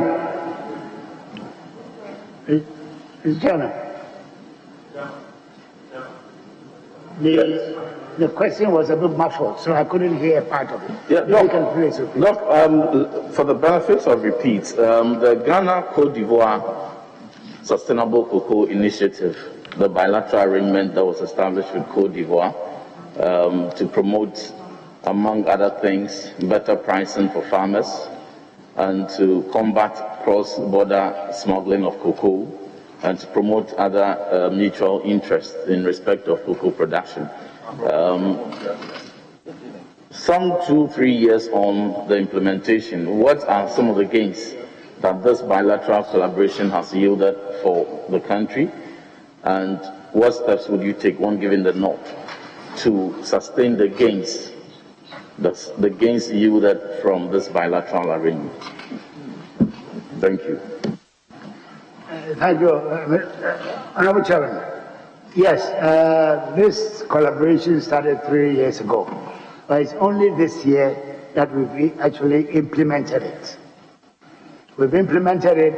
The LID, the Living Income Differential, is to do with the fact that on top of the premiums that the chocolatiers and processors abroad pay for the produce from Ghana, for instance, on top of that, every ton of cocoa that we sell to these importers abroad, they pay $400 on top. So in the case of Ghana, we are talking about $200 premium, natural premium, historical premium. So on top of the 200 pounds sterling on the London terminal, there is also the $400 per ton that these customers have to pay under the LID. That has enabled us to increase our producer price on the 1st of October, as the President announced in Serioso, by $400. So that went straight to the farmers, and they are still benefiting from it. It's only recently that it has emerged that Cote d'Ivoire is having problems in implementing it because there is virtually a boycott by a section of the international traders of Cote d'Ivoire cocoa. And of course, they know that Cote d'Ivoire produces a chunk of the total production between us and Ghana. They do something like 2.5 million metric tons. Ghana is doing around 800, 900,000 metric tons. So there is a lot of pressure on Cote d'Ivoire at the moment, which is causing a distortion in the market and is making it difficult for the implementation of the LID in Cote d'Ivoire. But we are in touch with the authorities there to see what we can do in order to sustain the whole arrangement. In fact, 3 days ago, I was at an international conference, International Fund for Agricultural Development. We had our 44th council meeting. I'm a governor there. And because of the COVID, we couldn't go to Rome. The key speaker happened to be the chairman of Maize Chocolate. And I confronted him after his speech with a question that you are saying that you are doing all you can in Indonesia to help smallholding farmers. Here in West Africa, we have the LID with you, and some of you are not abiding strictly by the arrangement. You know? Oh, the answer he could give was that as far as Maize is concerned, they are keeping to their side of the bargain. And of course, it is an international conference. I couldn't have a banter with him on the issue. So I had to leave it. But it's definitely coming up under some strain because the cooperation that we expected our customers, international customers, to bring to the table seems to be wobbly as we speak. But we are still working on it to make sure that it stays on course. Thank you. And finally, Mr. Chairman, on my side, Doc, you recall the cocoa districts that are operating to make cocoa implement fertilizers and extension services more accessible to farmers operate in this joint with the Ministry of Food and Agriculture established Ministry of Food and Agriculture district. The MOFA districts are different from the cocoa districts. And sometimes you find one district, one MOFA district, being served by about 3 or 4 cocoa districts adjoining. It makes it very disjointed. Would you consider an expansion of cocoa districts in streamline with the MOFA district, such that there will be one clear direction where farmers would access cocoa implement and extension supports from? Thank you. Thank you, Honorable Chairman. This is an issue which has been ongoing, and we've dealt with it on a case-by-case basis. I know, for instance, that Bosome Frehon, District Chief Executive, approached me about the fact that they had to send their cocoa way across to Bekwai and so on, and it's discouraging cocoa production. So he made an application to Cocoa Board, and now they've been granted a district. So, and the same thing for German North, one of the areas. They were saying that it's encouraging smuggling because they have to bring their cocoa all the way. They wanted their own district. I drew the attention of the CEO of Cocoa Board to it, and I'm sure by now they're taking action to create a district for them. But it means that we need to review the whole arrangement because the structure of production, of course, has changed since it was established. These districts were established maybe 30, 40 years ago. So we will look at that and see how best we can fashion out a more realistic district arrangement. But whether it will coincide with Cocoa Board districts, I'm sorry, with MOFA districts, I'm not sure. We'll have to look at it. Thank you. Honorable Agaga, you have the floor. Thank you, Chair. Honorable nominee, how you've talked extensively about planting for food and jobs, and I want to take you back to that policy. Now, how different is the planting for food and jobs policy from the usual agro subsidies that almost all governments in this country have undertaken, including offering support to large-scale farmers for all crops. Planting for Food and Jobs policy, there are just a few selected crops that the policy applies to.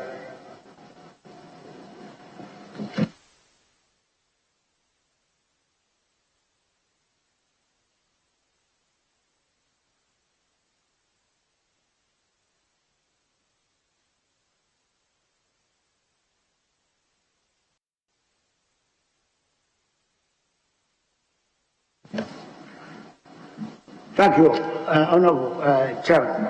The difference is very simple. It's the scale of it. The scale of it in terms of the amount of resources, public resources going into these areas of subsidy, and the quantum of it, the number of farmers benefiting from it. That's the difference. And it's such a difference that is unprecedented. And I have the statistics to support what I'm saying, in the sense that if you look at budgetary resources which has gone into planting for food and jobs, it is such a massive increase, and I just want to give you the very accurate statistics to demonstrate the point that I'm making, and I don't seem to be fighting. Just a second.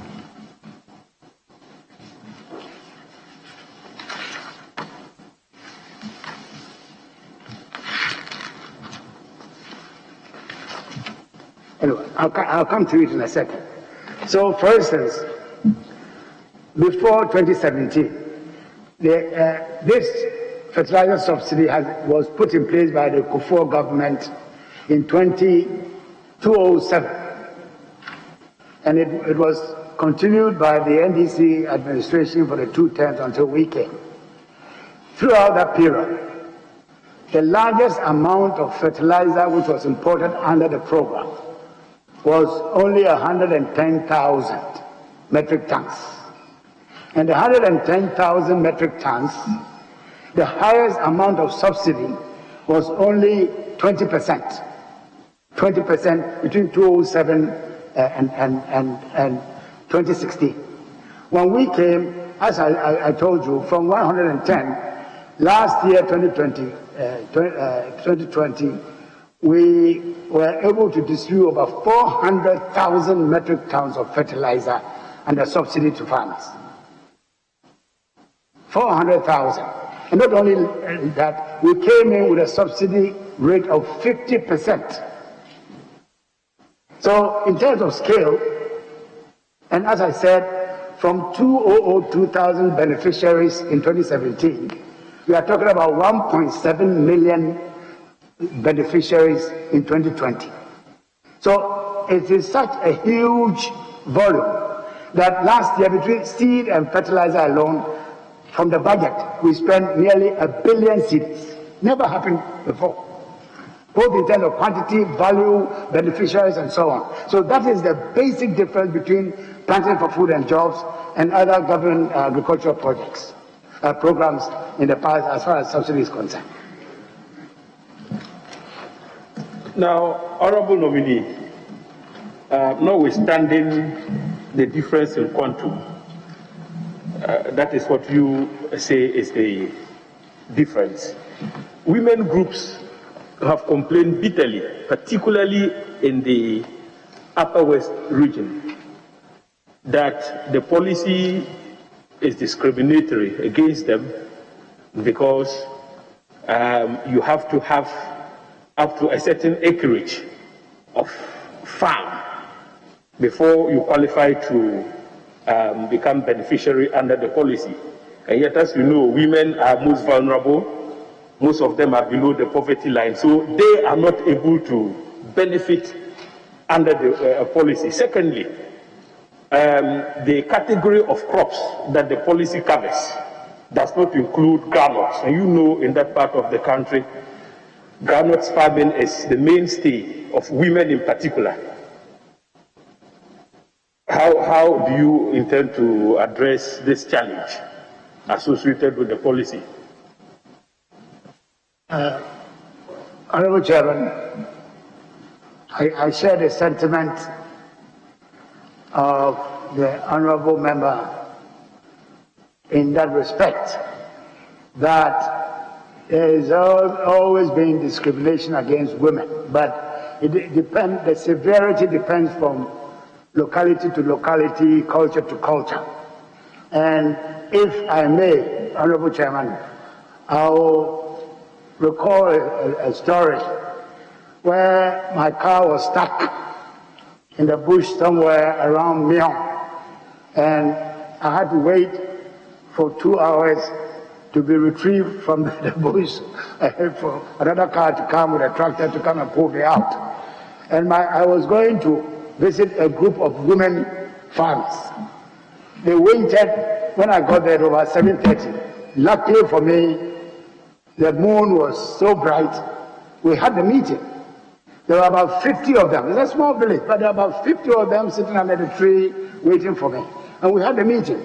And their complaint was exactly what you were saying, that we should give them special project. We shouldn't add them to their husband's requirement, because very little comes to them. And I was very sympathetic to that. Fortunately for me, the regional director of agriculture was with me. So we felt that we should make that as a pilot, make a special program for the women in that village to see how that will come up. To be honest, this was about 2 years ago. I haven't gone back to check about the impact, first of all, the action that it took to make sure that the women are separated and given special treatment, and if so, what impact has it got on production and so on. But now that you've reminded me, I'll go back to see how this thing works, because you are right. Government programs of a rural nature tend to favor men more than women and kids and children. So we have to be able to design these programs or fine-tune them to make sure that there's a balance between on the gender issue. So I'd like to thank you for bringing that to my attention. Final question.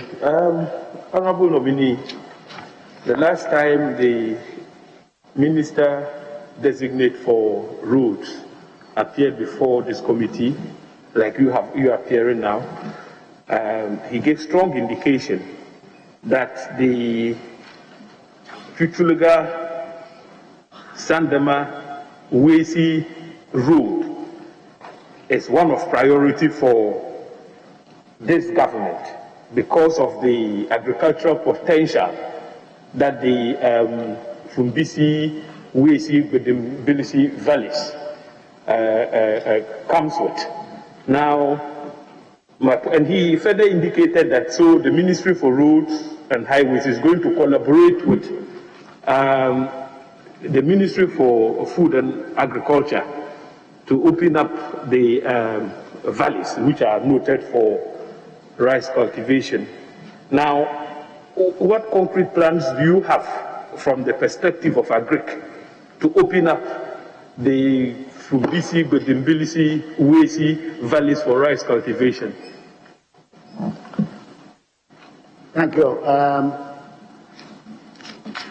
Honorable Chairman, the area the Honorable Member is talking about was one of the first areas I visited as an undergraduate in agriculture at the University of Ghana. And they took us there to show us that these are valleys, about 18 of them, that can supply the whole of West Africa with rice.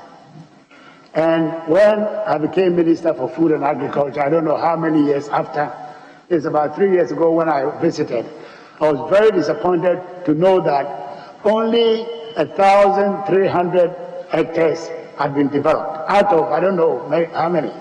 So it's really wasting natural resources to find these valleys which are ideal.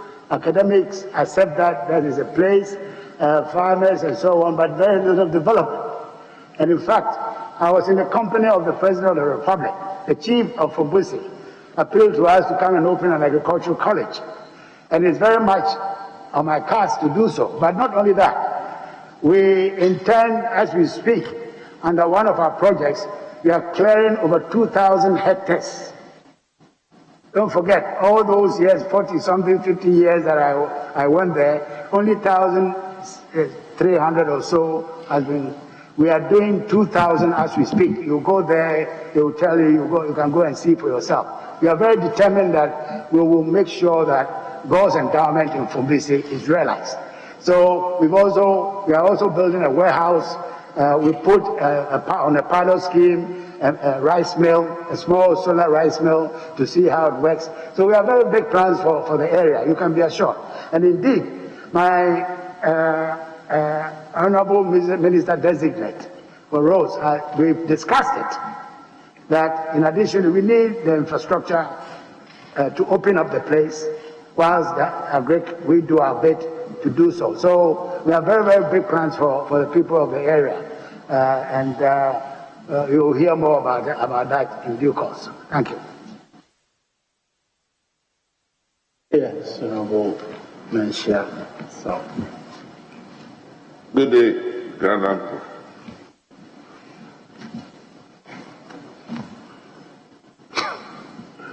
My first question is, what accounts for the huge difference between earnings from these tree crops and cash crops in Ivory Coast and in Ghana? It says, what accounts for the huge difference in earnings from tree crops, Ghana and Cote d'Ivoire? Yes, thank you very much, Honorable Chairman. For those who are not very conversant with the subject, Ivory Coast earns something like $17–18 billion from tree commodities.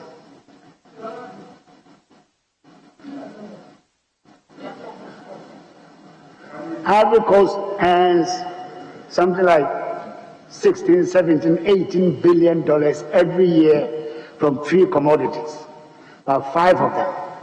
Ghana, we earn $2.3–2.5 billion from cocoa alone. And we could do far better. That's the essence of Tree Crop Development Authority. That authority, which is new, is just coming on the market, is charged with a responsibility to ensure that in the next 8 years, 10 years, we should be earning at least $15–16 billion a year from these selected crops: oil palm, coconut, mango, rubber, coffee, cashew, shea nut. That's their brief. And if the government of Ghana supports this authority, I'm sure we'll be there faster than I'm even thinking. So there's a lot of lessons to learn from Cote d'Ivoire about diversified agricultural economy than the monocrop agriculture that Ghana has been practicing for 140 years since Tetekwashi brought cocoa from Fernando Po. Thank you. But Honorable Minister, the farmer in Cote d'Ivoire, yes, this is a follow-up, I'll give it back to you. The farmer in Cote d'Ivoire is a businessman, and he or she invests heavily in what do we call it, plantations, compared to us, where still the largest majority of our farmers are smallholder farmers. How are we going to reach their figures when we use the same smallholder farmer approach?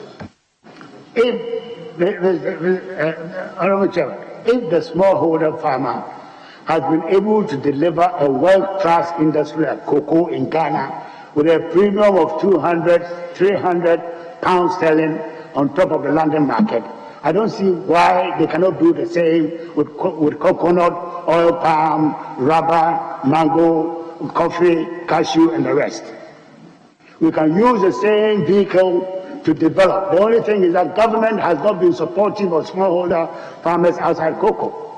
In the case of Cote d'Ivoire, the research, the marketing, and so on are taken care of, just like their cocoa and coffee.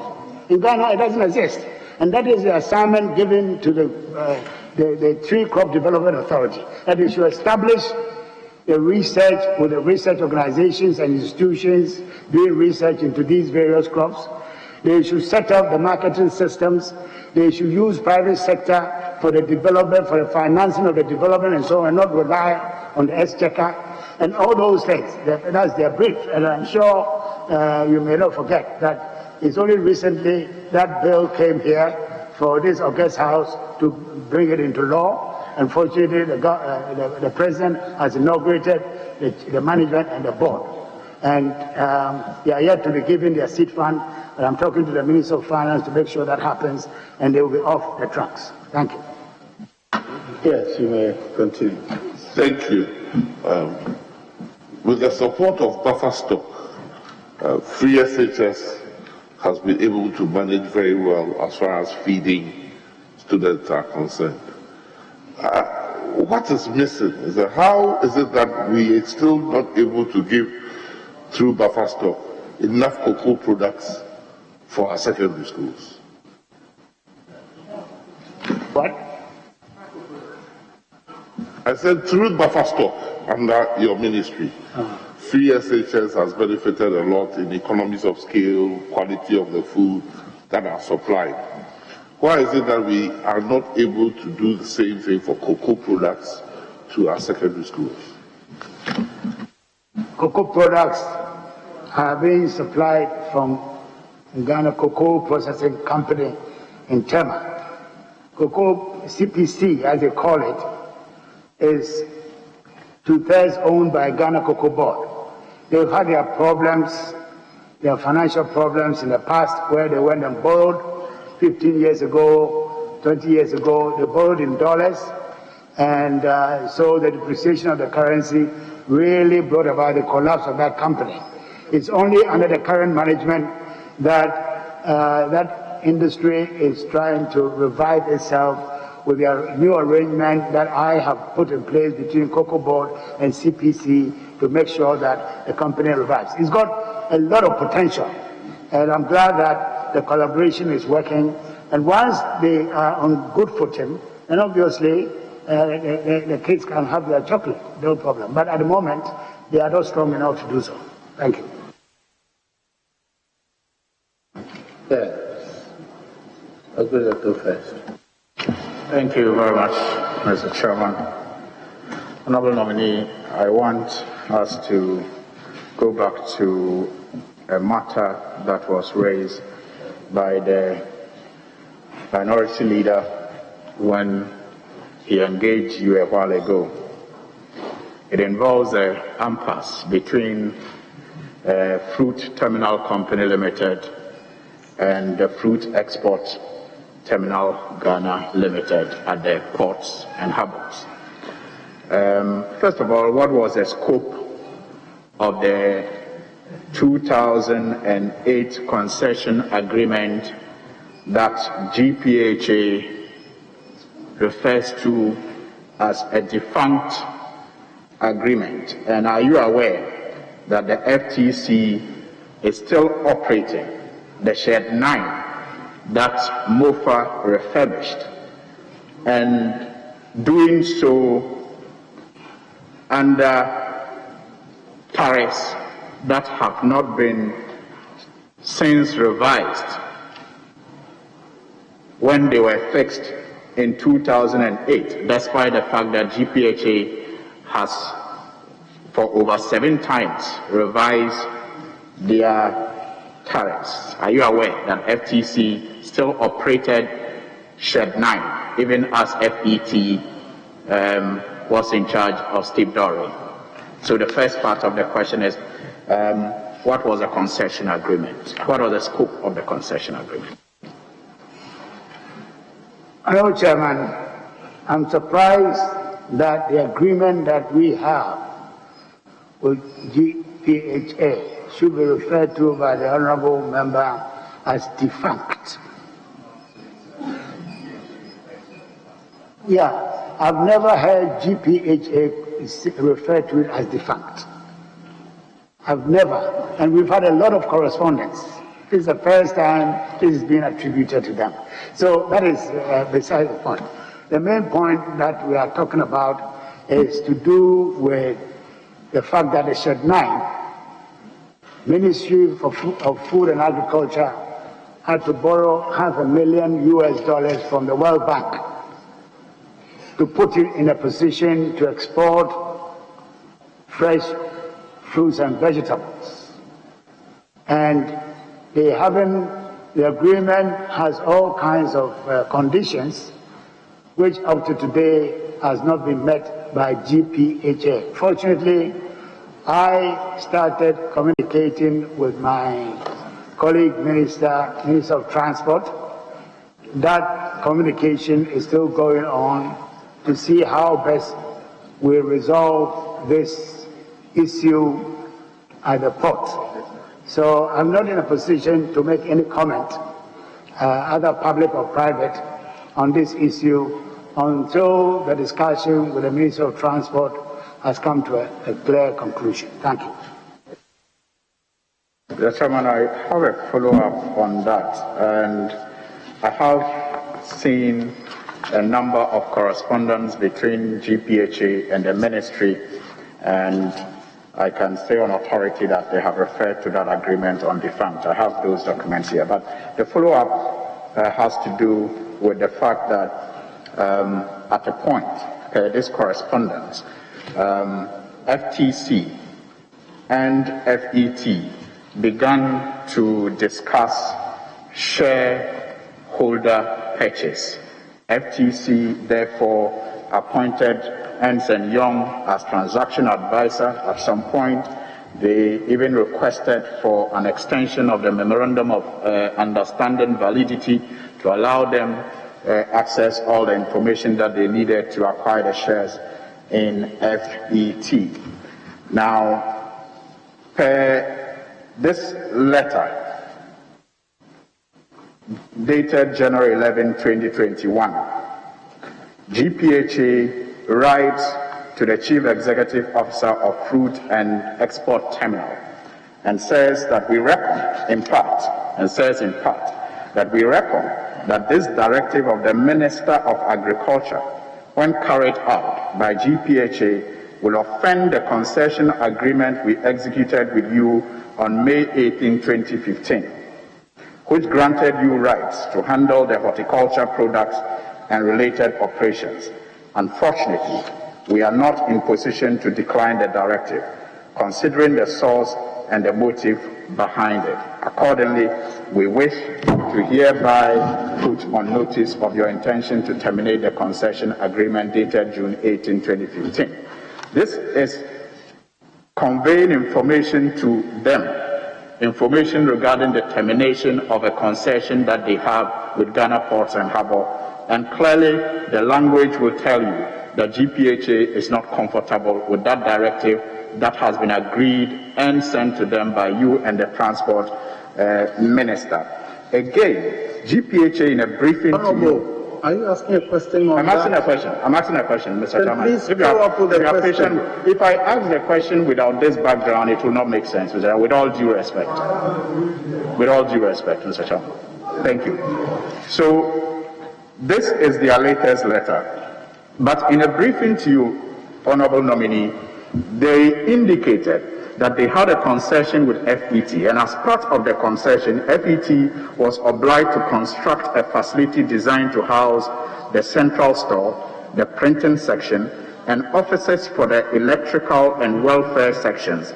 The cost of this building is estimated at $3 million. And according to GPHA, FET has actually carried out all these projects. According to GPHA, worth $3 million. Now, the cancellation of this concession, Mr. Chairman, with all due respect, how will the nominee assure this committee, given a letter that has been written by Providence Law Consult, already indicating intention to legally battle GPHA, that a judgment debt will not be over the heads of Ghana any moment from now, as far as this directive to cancel the concession with FET is concerned? Yes, Honourable Minister. Honourable Chairman, I must confess I'm totally bemused and confused about all the quotations that he's making. I've already said that I'm in discussion with the Minister Designate for Transport, and this discussion started before the end of our term. And I'm not in a position to make a comment on the issue. It would be very unfair on my part to make a public statement when my fellow colleague is in discussions with me. It's unethical. Thank you. The question really was that, I think you have answered that question already. That are you sure that a judgment debt is not likely to ensue? I think you have answered that question earlier. Has he answered that? The same question, and he answered. Mr. Chairman, has he answered that? Yes, the Honourable Minority Leader asked him the same question earlier. Well, I'm sure that my chief whip will look at this because we shared this document, because I would have loved to follow up on it, but I will move on to another question. Planting for food and jobs. In an answer to an earlier question, you indicated again that that is what you wanted to leave as a legacy. I have seen documentation suggesting that, for example, in 2013, the government of Canada began discussions with the government of Ghana on a budget support program, like they have done in the past, in connection with the design of their next phase of support to agriculture, and a number of tasks were undertaken. And on 25th February 2016, the first Secretary Development of the Canadian High Commission met with the Honourable Minister of Agri, Mohamed Muniru Limuna then, and pledged 125 million Canadian dollars support for the 2017 budget. During the State of the Nation address in February 2017, His Excellency the President made reference to this pledge from the Canadian government, an amount of let me just quote what the President said. A national campaign, Planting for Food and Jobs, will be launched to stimulate this activity. An amount of 125 million Canadian dollars has been secured from Canada, a friend of our nation, to support the initiative. Now, also at the signing ceremony, we're told then that the initiative was called MAG, that is Modernizing Agriculture in Ghana, and that it forms part of efforts by government to reverse the declining growth of agri sector over the past 8 years. This was at the signing ceremony between Ghana and Canada, where the Finance Minister, Ken Ofori-Atta, signed on behalf of Ghana, and the Canadian High Commissioner to Ghana, Ms. Heather, and Cameroon, on behalf of her country, also signed on behalf of her country.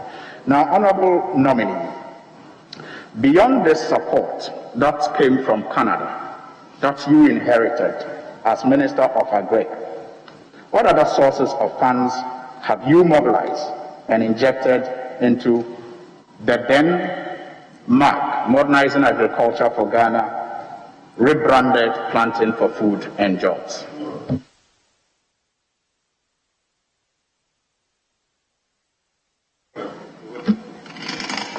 Yes, Honourable Minister. The question is it Modernizing Agriculture that has been rebranded? No. What was the question then?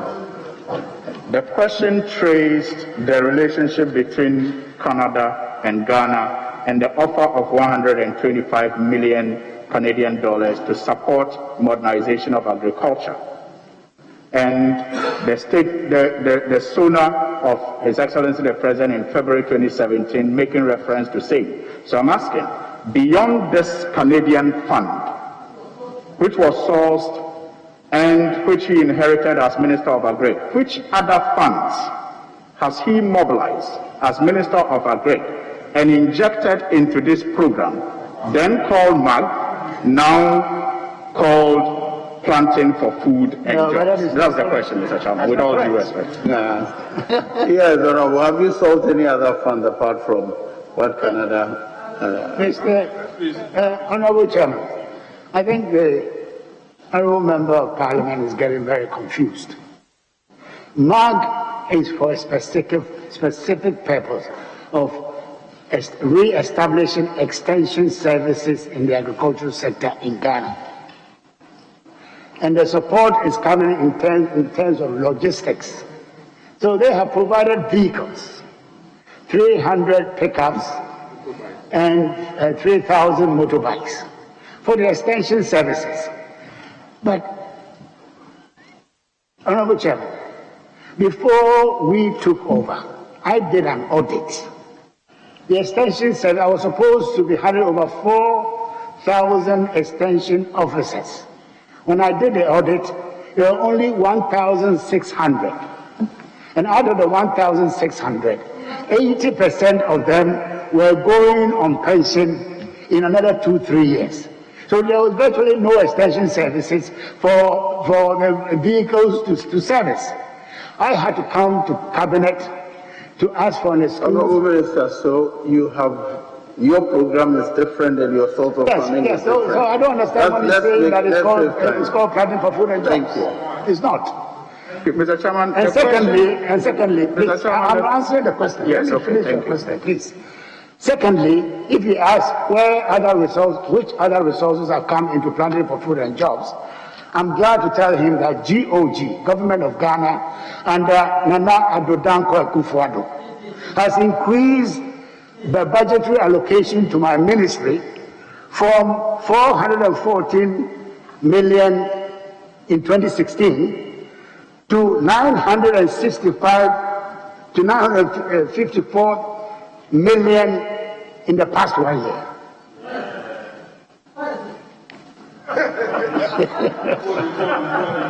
So it's our own resources which has gone into planting for food and jobs, not any Canadian or any foreign intervention.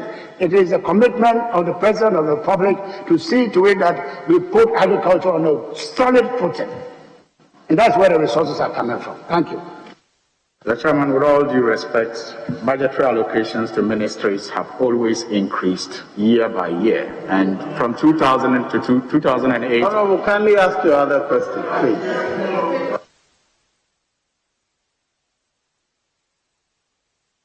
Mr. Chairman, I'm saying budgetary allocations to ministries do not represent budgetary allocations to planting for food and jobs. Unless he says that... Honourable, is that a question or you're commenting? You can run the commentary after, please. That's the question. Well, we do what we do on behalf of the people of Ghana. My next question, planting for food and jobs still. Mr. Chairman, I've seen a number of research reports. One by researchers at the University of Ghana, who described the planting for food and jobs policy as a piecemeal initiative that lacks the potential to make the desired impact on smallholder farmers. Now, this was research carried out with the support of the Peasant Farmers Association of Ghana in collaboration with Oxfam, Private Enterprise Foundation, and other partners. There's another one published by USAID, titled Assessment of Implementation of PFG Program, Lessons and Way Forward. They also identified inadequate supply of inputs and political interference and low awareness of some other parts or inputs of the program beyond seeds and fertilizer distribution. Then there's another assessment by Imani that talks about the fact that mechanization of the farming process is not that, highlighted by the program. Mr. Chairman, my question to the nominee is, with all of these findings, what quality assessments exist for the aim of the project, first of all, and the seeds, especially that are produced, and what support exists for especially local seed producers, so that at the end of the program, we will have empowered and build local capacity for especially the production of seeds in this country, and how timely are payments made to these suppliers?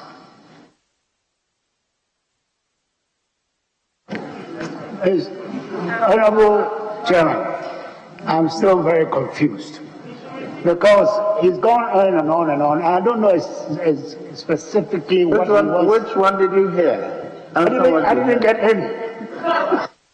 Can you repeat your question, please?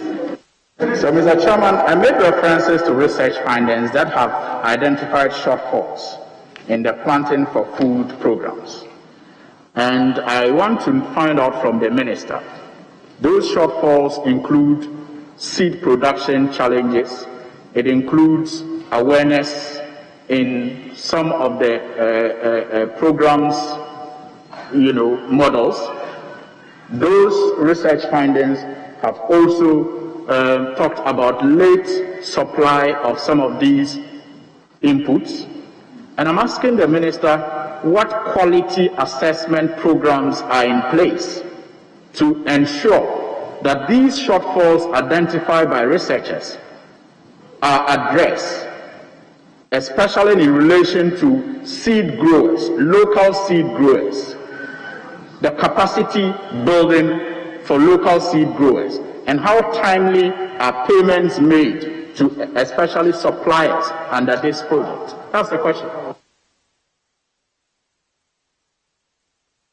Honorable, they said, is there a shortfall in seed production?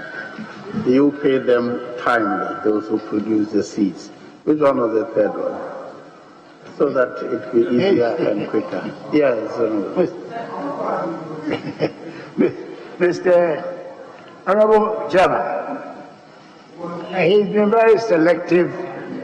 He's been very selective in his choice of literature, because I can also cite 10 different research work which is saying that planting for food and jobs is doing wonderfully well. But I don't want to bore this committee with it. The only thing I will say is that the seed industry in this country has been revived by planting for food and jobs, creating the demand for improved seeds, and a lot of private sector investors are going into seed production all over the country, across the country, in terms of both seed, food crops and cash crops. That one I can attest to. So, as far as we are concerned, there's a lot of stimulus going on for input providers in the private sector, which is what we target to do. Thank you. Mr. Chairman, next question, Honorable Nominee. What has been the source of procurement for fertilizer and chemicals, especially at Cocoa Board, since you became minister? Sole sourcing, restricted tendering, what has been the procurement procedure or process used in procuring fertilizer and chemicals? If you are talking about the Ministry for Food and Agri, Honorable Chairman, it is as transparent as any process would be. We advertise in the newspapers, all the newspapers in the country. Is on radio every year that the ministry is looking for A, B type of fertilizer, organic, this. And we go through the procurement process. So it's called... Please, could you direct your questions? Honorable, look at me, address me. Ignore asides, please. But it's disrupting my... Honorable, we all do asides. You should just ignore them. Please talk to me. Mr. Chairman, we are very transparent in our dealings with our procurement in the Ministry for Food and Agriculture. Thank you. Yes. John. Thank you, Mr. Chairman. Congratulations to the honorable nominee, and you have achieved a lot in line with the vision of His Excellency the President under planting for food and jobs. And but one area that the farmers are not so happy is the poultry sector. As a result of cost of feed and heavy competition from importation of birds into Ghana, it appears poultry farmers in Ghana are uncompetitive. You have indicated that you are going to give special attention to the poultry sector, and that Agric Development Bank is also coming on board.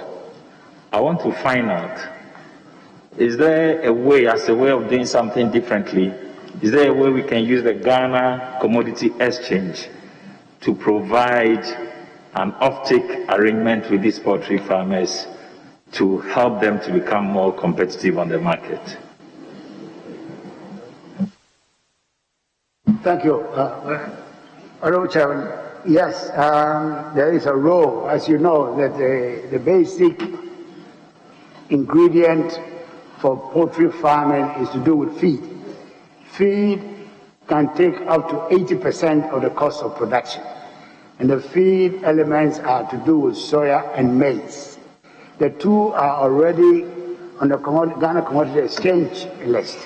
And not only that, Buffer Stock Company is also there to buy through its agents the surpluses that are generated around the country.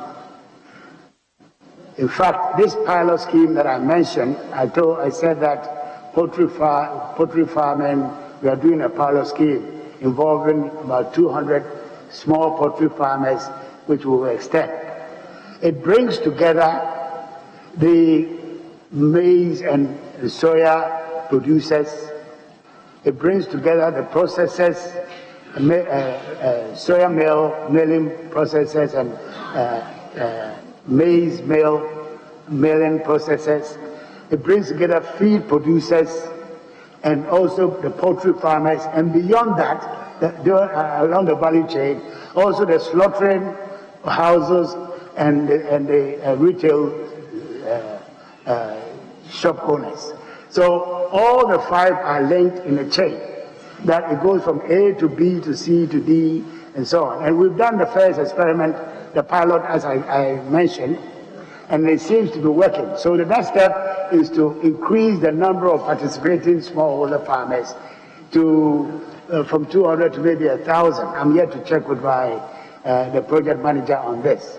And then gradually step up. As you know, within 90 days of the chick, we should be able to produce a 2 kilogram, a 3 kilogram bear. And therefore, there's a chance that if the management of the system works well, at least we have 3 slaughterings in a year for each group. And this is what we are pursuing. We've linked the Agricultural Development Bank and GERSEL to these different groups of farmers, of stakeholders, particularly the poultry, the millers, because the millers have used their capital building their mills, but they don't have enough working capital to buy from the farmers the soya and the maize. So that is one area that Agricultural Development Bank is intervening to make sure that the whole flow goes on without any disruption. And we are hoping that the assistance given by Agricultural Bank and GERSEL will continue to grow so that eventually the whole poultry industry will become a net exporter of poultry and not the importer situation that we find ourselves today. Thank you. Very well. Yes, Rabbi. Thank you very much, Mr. Chairman. Honorable nominee, who is my tennis court mate, has been beating me on the court, unfortunately. So I have issues with him. And this is my opportunity, in Idi Amin's terms, to retaliate.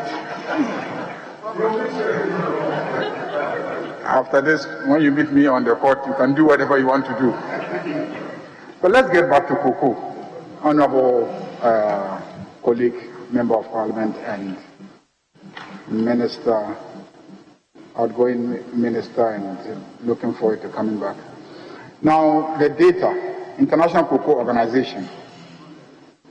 In 2016, Ivory Coast produced 1,581,000 metric tons of cocoa. Ghana produced 778,000 metric tons in 2016. So you took over in 2017. Today, in 2019-2020, the International Cocoa Organization is estimating that Ivory Coast is producing 2,100,000 metric tons of cocoa. And you, in Ghana, will produce only 800,000 metric tons. 2019-2020. 2019-2020. So you will produce 800,000 metric tons when Ivory Coast will be producing 2.1 million.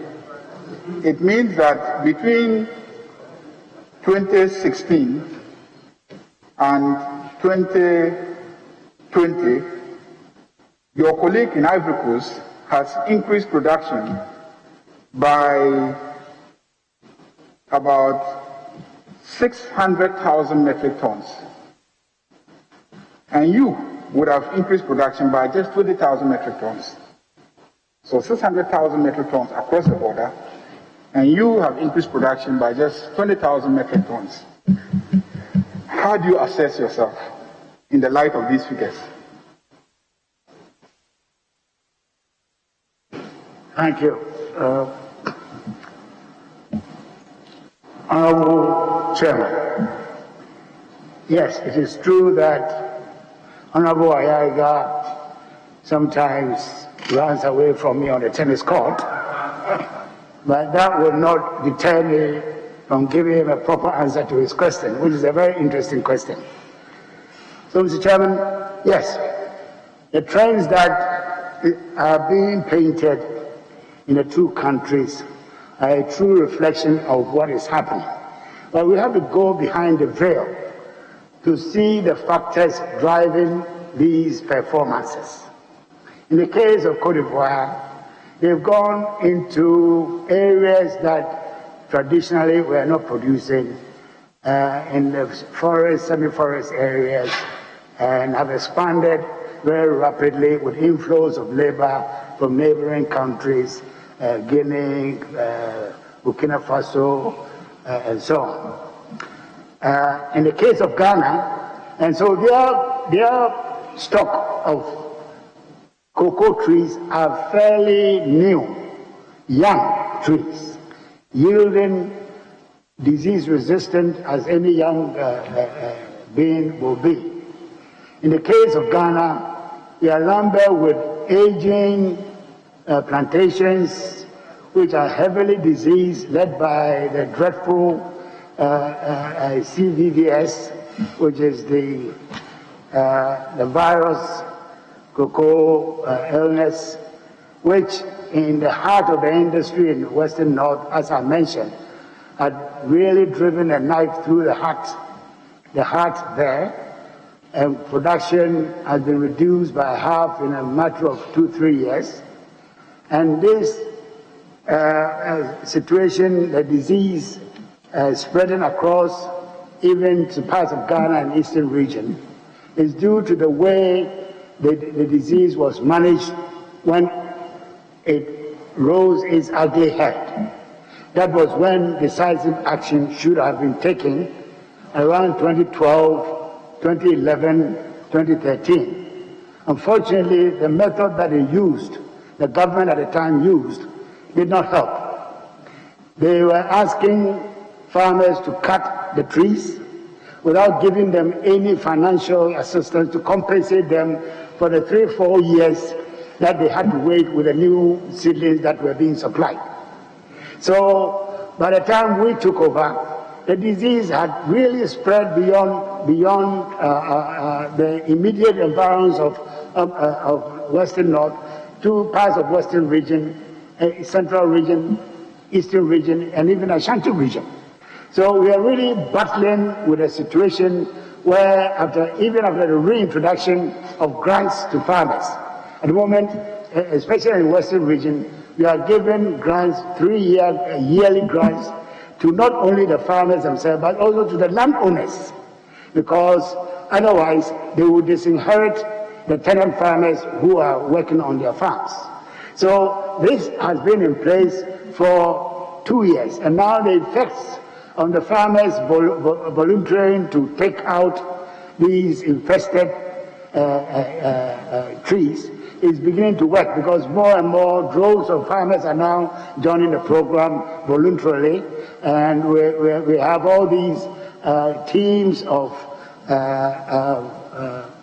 gangs going around helping the farmers to cut and replace with the new strains of cocoa seedlings that we are doing. So this is what is happening, and this is the cause of us more or less standing still, while the Ivorians have entered into new areas and have expanded the area and the cultivation considerably. In fact, I'm surprised that he's talking about 1.1. There are estimates that Cote d'Ivoire is producing over 2.5 million metric tons of cocoa. So that is the situation, and I'm trying to give a picture, explanation as to why the different rates. We're also stagnant going back because of the disease, old trees, and there is expansion of area and the cultivation with new, young, vibrant trees. Thank you.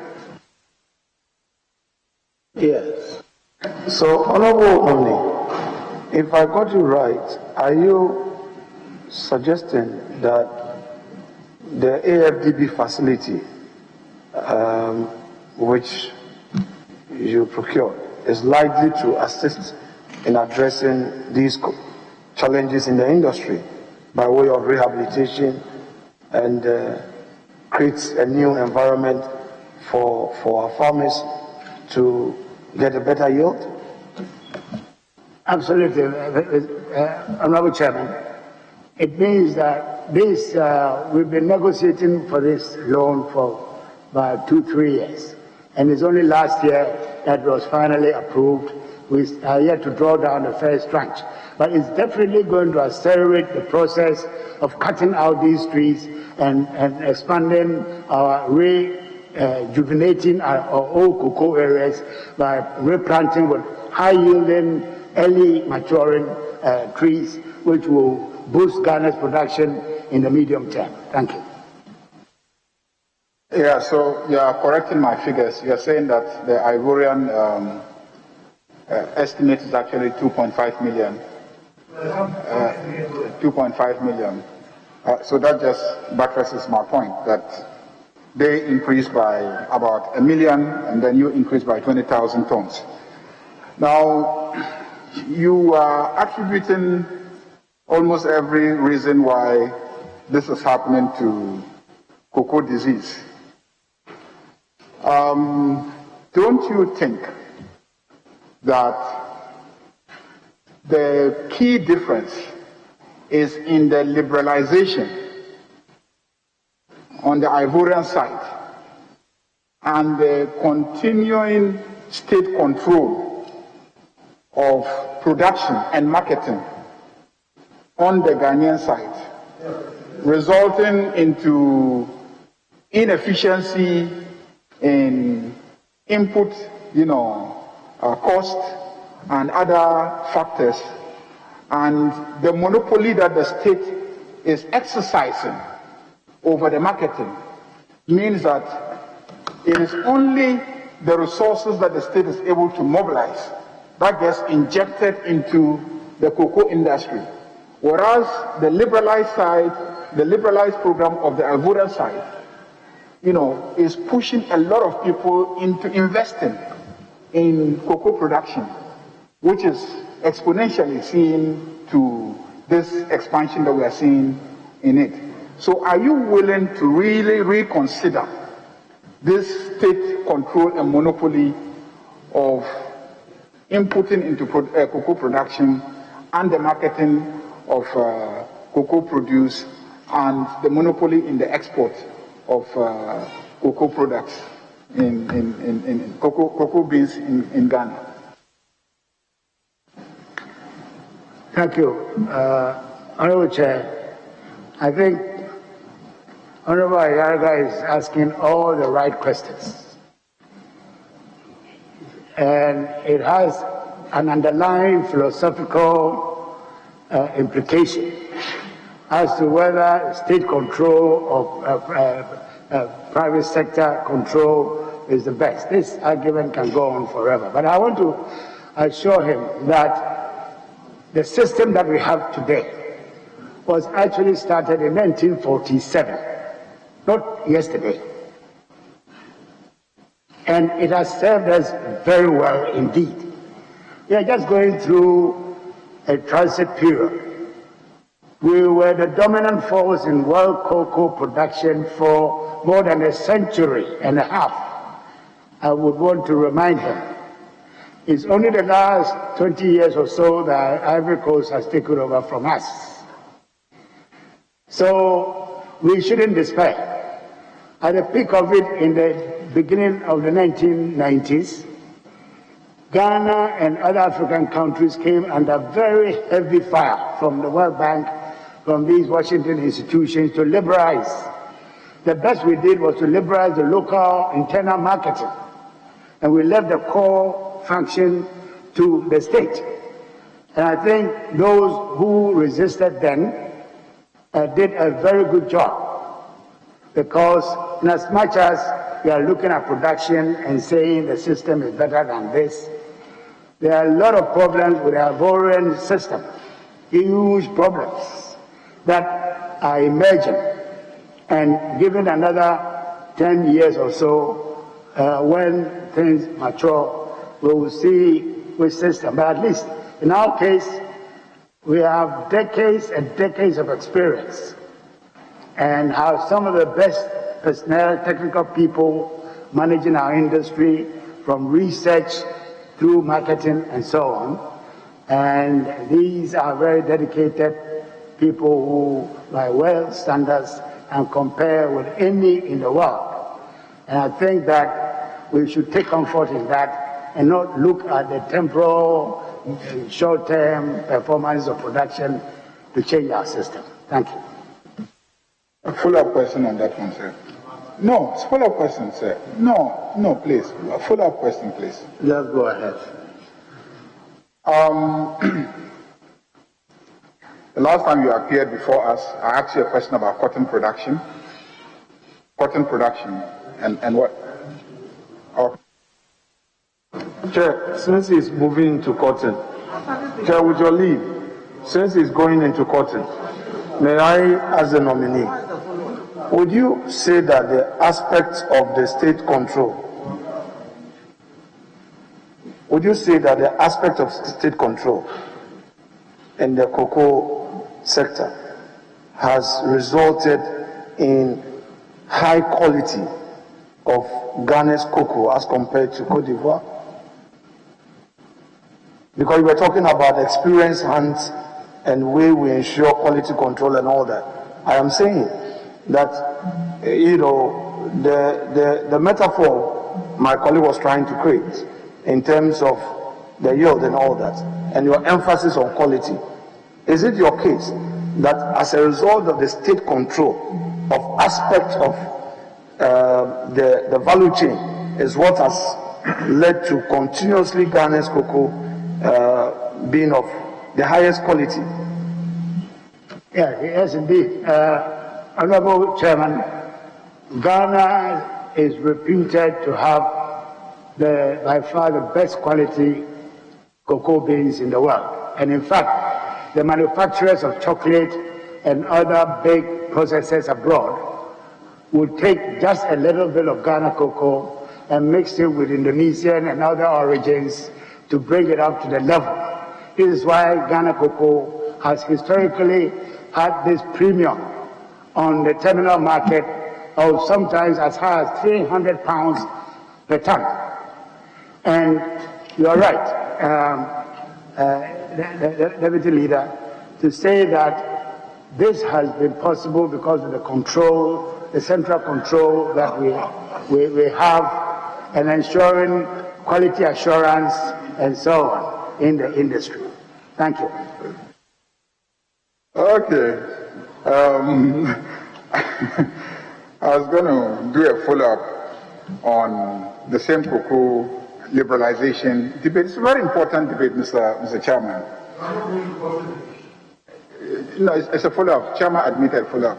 Now, if one country next door liberalizes and is able to increase income on those cash crops by, you mentioned, was it 1 billion or 18 billion?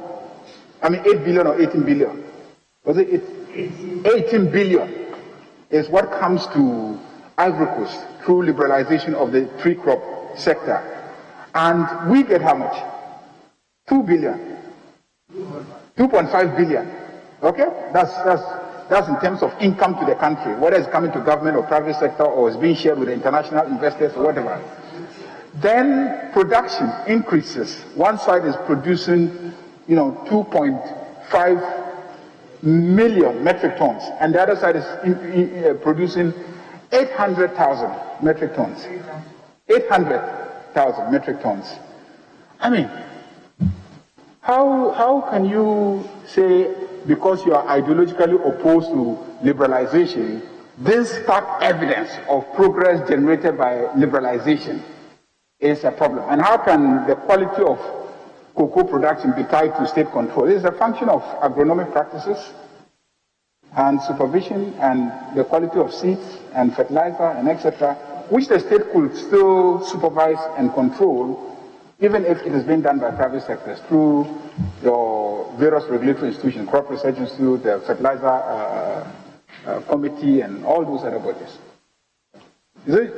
Are you just opposed to liberalization ideologically, or you think liberalization cannot produce for Ghana the values and the income and the results that it is producing for Ivory Coast? Thank you, Honorable Chairman. I wish we were in a different forum to debate this subject. I don't want to take us away from the essence of what we are doing here. It's a question of opinion, as he's expressing. So I think we will leave it there and then move on with our discussion. A very important matter to me, fertilizer subsidy. The pricing of fertilizer subsidy. The amount of money we spend on importation of fertilizer. And ultimately, what I think is a huge inefficiency in the pricing of fertilizer because of the fertilizer subsidy. Now, can you tell us, relative to the world market of fertilizer, okay, how much as a country do you, let's say, purchase fertilizer per ton from the people that you award the contract for the supply of fertilizer? And don't you think that we'll all be better off if we just liberalized, opened up, and allowed as many people as possible who have funds to import fertilizer and sell directly to farmers, and therefore everybody can get as much as they want to buy? And then rather we compensate farmers with higher prices of the produce. Don't you think that would be a more efficient arrangement? Look at the figures, how much you are spending on fertilizer imports and how much food we are producing after that investment.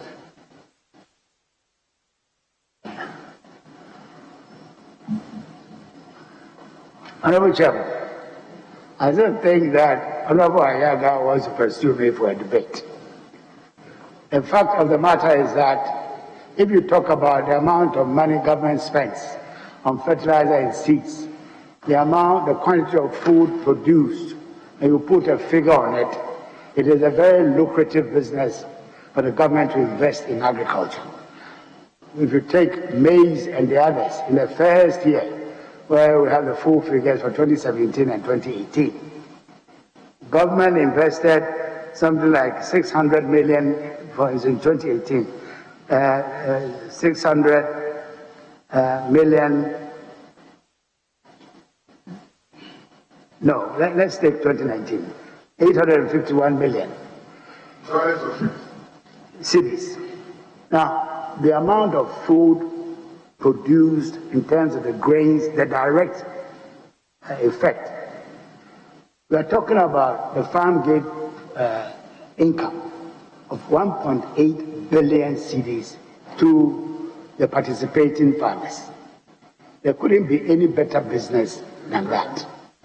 Apart from the surpluses that come to the cities, much cheaper, lowering inflation, all the macroeconomic benefits, directly inside the pockets of farmers who would then spend the money on secondary, tertiary things to increase the economy. You can't put a figure on it. So for me, it is a very good investment, except that you have these thieves who want to cheat the state by taking it and crossing the border with it because they stand to make a lot of money for themselves. And as I've said before, the ministry has taken very strenuous measures to reduce the smuggling to the minimum by restricting, and I don't want to go back to the numbers and the figures, restricting the movement of fertilizer to specific districts which are known to be doing it, from the Volta region all the way to Upper West, Hydroponic and all those. I don't want to mention the names of the districts here. So, well, I didn't want to go there. So, apart from that, reducing the unit weight from 50 kilograms to 25 kilograms to make it more difficult for them to pack and unpack and all that, and then using these garrisons that military garrisons that are now crossing the west, the northern part of the country to stop the jihad and so on, collaborating with them to make sure that smuggling, they're patrolling the borders and all that. So we're taking great measures, and also labeling the 25 kilogram bags boldly. We're planting for food and jobs with a yellow diagonal band to identify it, and so on and so forth. So we are happy with the measures that we put in place to minimize smuggling of fertilizer. But when it comes to the policy itself of making sure that the poorest people in this country, who happen to be smallholder farmers, who cannot pay for the market price and have no clue that by using improved seed and fertilizer, they can treble or even quadruple their annual income, which is what you are seeing today, is much. I would recommend this to any government in Ghana or anywhere else with similar arrangement to carry on with that policy. Thank you.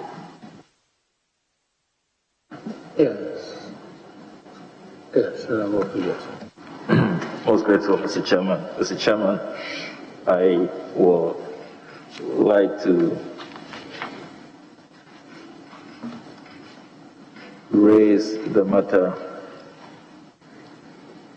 to do with self-sufficiency in rice production. I've seen that the latest numbers, official statistics, are indicating that we are doing 665,000 metric tons in production, which is just about 50% of our demand. I would like to find out from the Honorable Nominee what the strategy is moving forward for self-sufficiency in rice production, because we have the capacity. In my own constituency, Afriyie rice, for example, what is the plan for the future of Afriyie Rice Prairie Volta Company Limited, as it was known, appears defunct at the moment.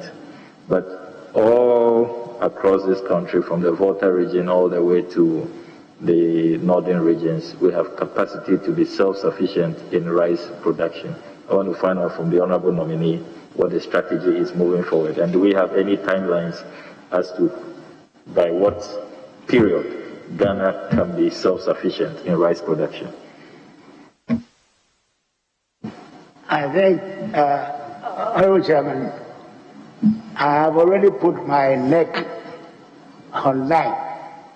I'm saying that with all the confidence I can gather, that by 2023-2024, Ghana will be self-sufficient in rice, or maybe earlier.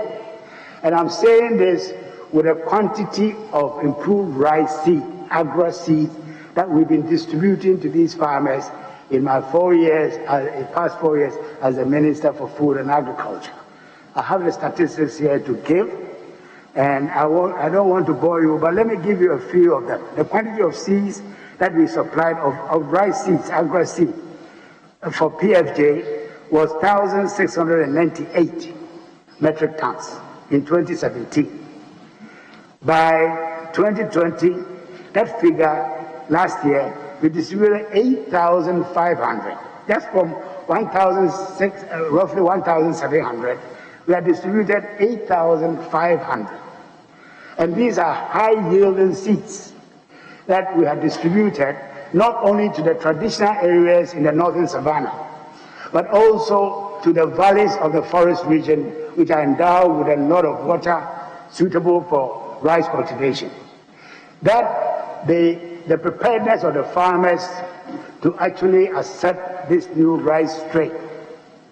I mean, last year around this time, in March, I went around the country, came to Eastern region, and I couldn't believe what I was seeing in the valleys. They become like Galamsey sites.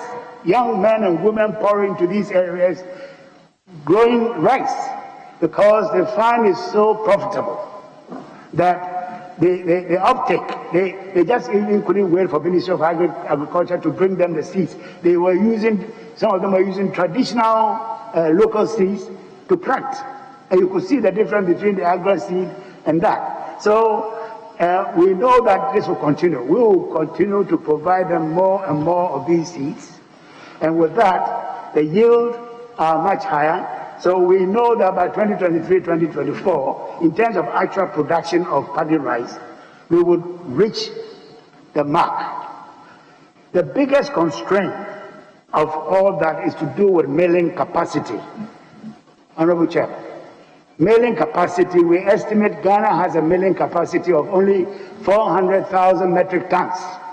If you want to reach 1.2 million metric tons, and you have only a capacity for 400,000 metric tons, then you are in trouble. But in a way, we've been relieved by the demand for Ghana paddy rice from Nigeria and others. They are coming here and mopping up. And until the private sector, because government hasn't got money to be installing mills, so until the private sector, which has also started investing in mills, can catch up with the demand for milling capacity in Ghana, at least we'll be held by our neighbors so the farmers do not waste their time producing and sitting there without any buyers. There are buyers from outside the country who will take them away. So the farmers will continue to produce so long as we give them the rice, seeds, and so on. So we are very confident, Honorable Member, that we will be able to do it. Abaime rice. Well, Abaime rice is very famous. We all know it. You mentioned this company, which Prairie and so on. They've been in dispute with us. I came to inherit that dispute. It still goes on unresolved, which is unfortunate because they came with very good intentions, and at the moment, all the areas that they prepared for planting have been taken over by private people, which is also very good, and most of them are young people. I've met a taxi driver in Accra who's farming rice near Abaime. A lot of young people, even teachers, doing it part-time and so on, which is very encouraging. So we are here to help. So any member of parliament who can organize in his area a group of young people, we are prepared to give them the seed and support them with the fertilizer and so on to make sure that they get some benefit from what we are doing. Thank you. Mr. Chairman, my second question relates to concerns I have reading the Auditor General's report for 2018 and 2019, particularly with reference to the audit they have carried out on the planting for food and jobs. The audit report for 2018 at page 167, the Auditor General reveals that there is an outstanding debt on planting for food and jobs of 2,889,289. 2,889,289. And if I can read the paragraph 364, it says, under the planting for food and jobs, farmers are provided with farm inputs. The farmers are required to make upfront payment of 50% of the farm inputs before the farming season and the remaining 50% loan payable after the farming season. During our review, we noted poor recovery of the loans from the farmers after the farming seasons. In 19 offices visited, we observed that out of the total of 5.5 million granted, only 2.2 million has been recovered thus far. This is 2018. In the 2019 report of the Auditor General, the matter comes up again at page 125, and this is at paragraph 252. Failure to recover debt from defaulters, 2,728,440 Ghana cedis. And it says indebtedness of tractor and equipment beneficiaries. That's also 3.1 million Ghana cedis. That's at page 130 of the report. At page 125 of the report, we are also told that failure to recover debt from defaulters of the Planting for Food and Jobs program, 2,728,440. So you're making all these investments, but the Auditor General is pointing to leakages. And I'm worried, will the PFJ be sustainable if these losses and these leakages with the Auditor General is reporting continues? Are you aware, are you privy to these audit findings, and what are you going to do to stop the hemorrhage? Thank you, Mr. Chairman. Yes, I'm aware of these debts, these outstandings. But you know, we have to take it in context. We are talking about hundreds of millions of cedis worth of inputs, and these 2.8 million cedis and so on, even the banks do not recover to that level. It doesn't mean that it's not important to us. It is very, very important to us, and we are taking measures. And as and when we go, we are collecting. It's not a debt. It's not written off. It's still standing in the books. So we are aware of this. In fact, we have a dedicated auditor who goes around the country looking at these and reporting back to me directly as to how much of the debt in this district has been paid by who and all that. So I can assure the honorable member that it is not something that we are leaving unattended. I'm actively on top of the issue. The more, it's really a question of education. The farmers realize that before we gave these facilities, and I'm sure if the honorable member has his constituency of Aime, they will confirm to him that these facilities had never been provided by anybody. This is the first time. And they realize that they're endangering their chances if they carry on, because once you have a debt in a group once and twice, that's it, we cut you off. You and the whole group, you will never benefit from the subsidies again. And initially, when we came and we said this is a penalty, they thought we were joking.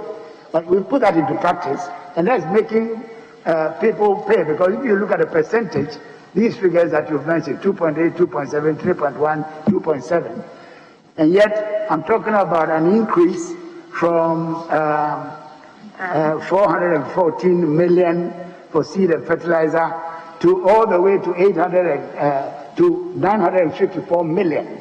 So the percentage of it which goes unpaid is actually declining. If you look at the absolute figures, you may think it's, but definitely it's declining, and it's because of the efforts that we at the ministry are putting in to ensure that we retrieve, but obviously any credit of that nature in a rural environment, you will never be able to do 100%. But we are trying, that's our target. And I can assure the honorable member that it's not money lost at all. We are pursuing them. Thank you. Thank you very much. My third part of questioning will focus on your handing over notes. I have a copy here at page 215. I am quite alarmed that of the 3,751 vehicular fleet that you have, only 50 are tractors.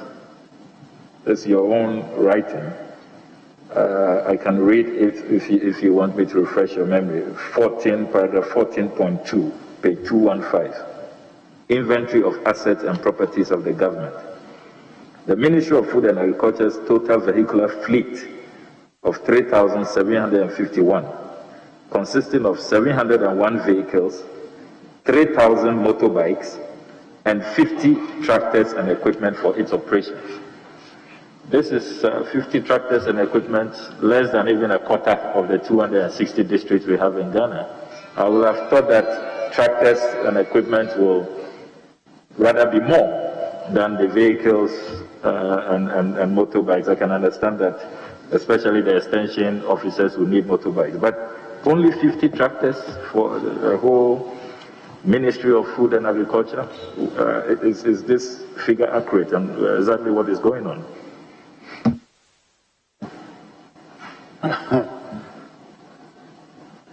Honorable Chairman, I'm surprised that the member of Parliament is expressing surprise, because when the farm mechanization centers were established under the Kufuor administration in 2006, and they built up, I think, 56 farm mechanization centers where smallholders could go and hire services to plow and all that.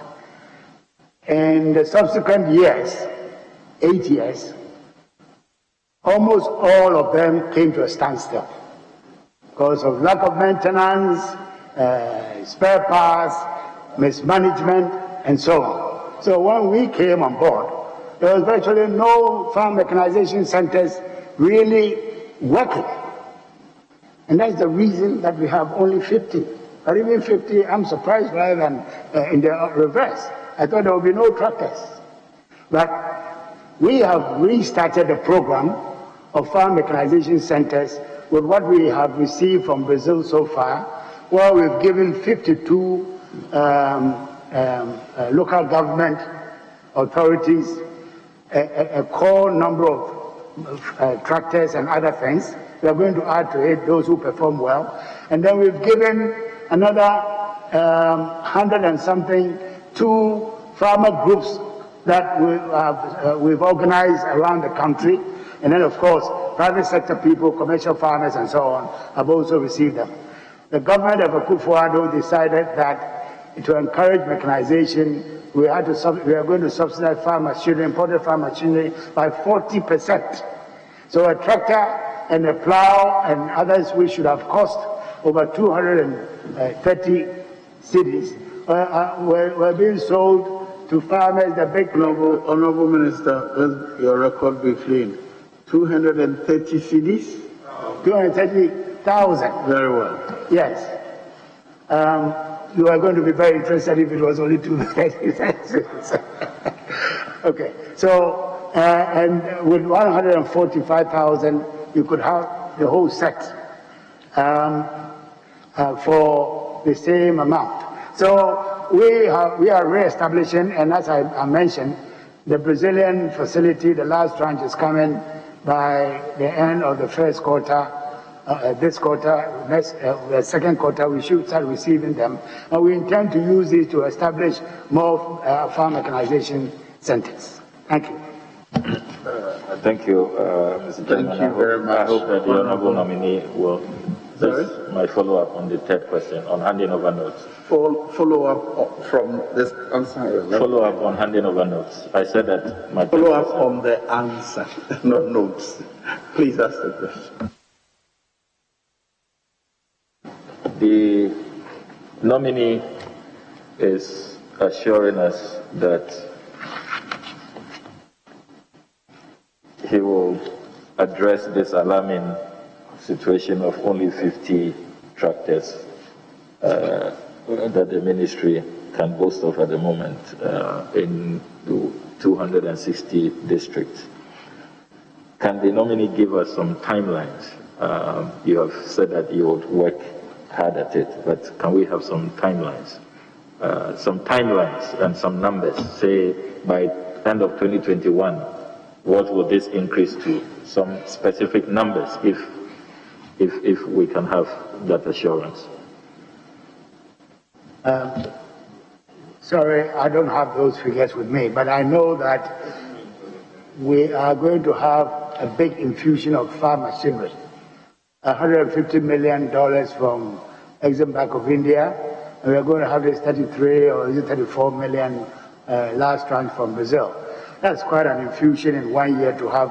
I'm sure it's unprecedented to have nearly $200 million worth of farm machinery coming into the country to do all kinds of things on farm, harvesting, and then off farm processing and so on. And so I know that we definitely are going to have a significant input of farm machinery into Ghanaian agriculture. That one I'm absolutely sure. But in terms of when it's going to be and so on, I don't have the figures with me. Thank you. Well, thank you. Now, okay. Giselle, you have one, and Zozo have one. Thank you, Mr. Chairman. Senior nominee, does your ministry have a mechanism to monitor the use of chemicals, especially weedicides, fertilizers, and so on, and the long-term effects of these chemicals on the human body?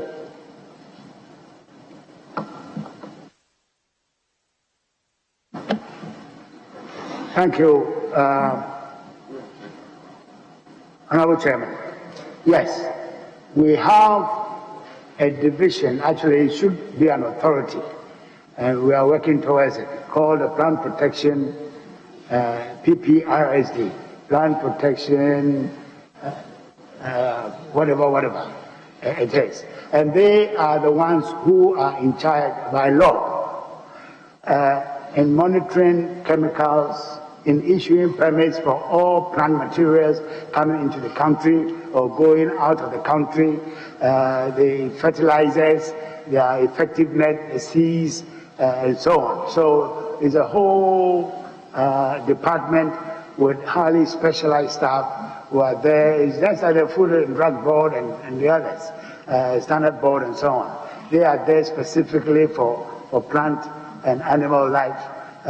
In that way, they are I would say the plant police men of Ghana. They are at all the borders of Ghana, checking anything, food or plant source going out of the country or coming in, or animals coming in or out, including dogs at the airport and all those things. They have quarantine facilities and all that. So we do monitor chemicals, but the impression hidden in the question is the worry that too much chemicals will be spoiling our soils and so on, which is a concern that has been expressed to me many times.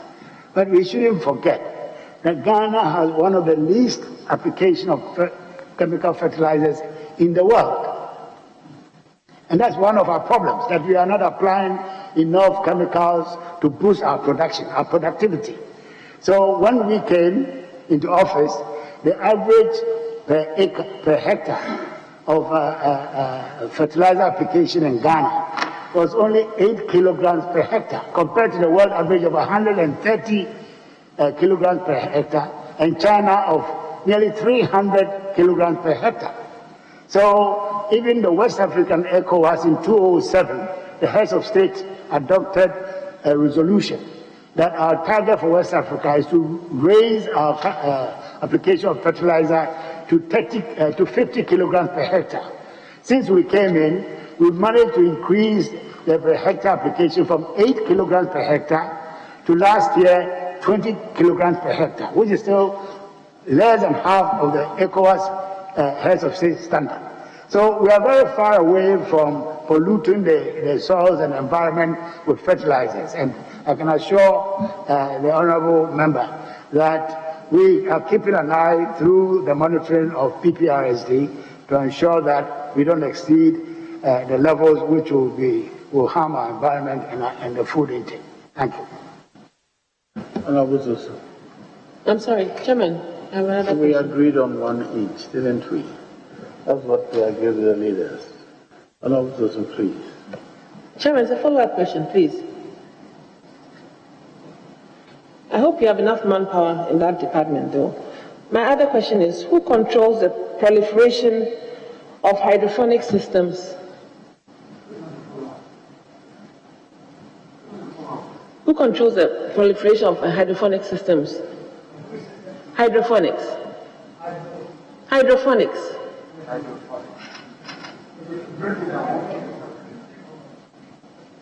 I should take off my mask. Hydroponics. Yes. The proliferation of them. Yes. Now I understand your question. Yes, I mean, hydroponics is one area of, I would say, water agriculture. And the process that we are doing is what we call the greenhouse villages. And if you come to Bojuase, to our center there, that's your constituency. So you should visit Bojuase. I said who controls? Yes, so there's a whole area of hydroponics where we are producing vegetables based on just water and the chemicals that are mixed in there. So I would entreat the honorable member to visit Bojuase of I have visited. I'm asking who controls that whole industry. Oh, it's a light one, but the Ministry of Food and Agriculture does control. Actually, that Bojuase site belongs to the Ministry of Food and Agriculture. So it belongs to the ministry. And there are 3 of such, including Bojuase in Ghana, one in Dawinya and one in Akumadan in Ashanti region, which we have done together with the Israeli company, which is what it is. Mr. Chairman, I will engage the nominee later. Yes. Thank you very much, Mr. Chair. My question has to do with power tilers that was promised in your 2016 manifesto. And having been the minister over the last 4 years, I'm sure you would have some ideas about the power tilers. In 2018 budget of the government, it was stated that the government intends to distribute 1,000 power tilers and 1,000 power tilers. Is it less? I mean, yes. Okay. Very well. Very well. Power tilers.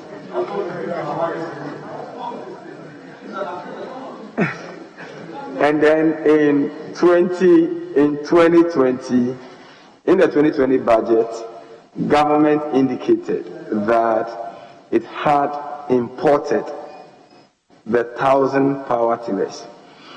There is, however, no evidence to suggest that these power tillers have been distributed to the farmers. Can you tell the committee whether they have been distributed and who the beneficiaries are? Thank you, Honorable Chairman.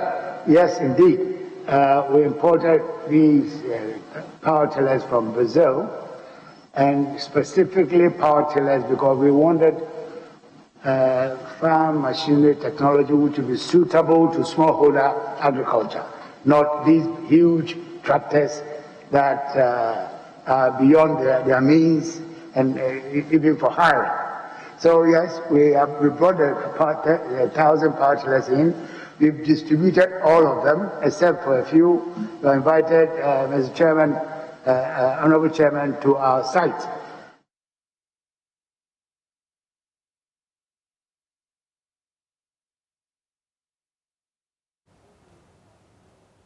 And you're watching the vetting ongoing in Parliament right now here on the JoyNews channel. We just have to take a very quick break at this point. Is Dr. Owusu Afriyie, a Greek minister, designate key issues that have been discussed or that has had answers from him due to the questioning.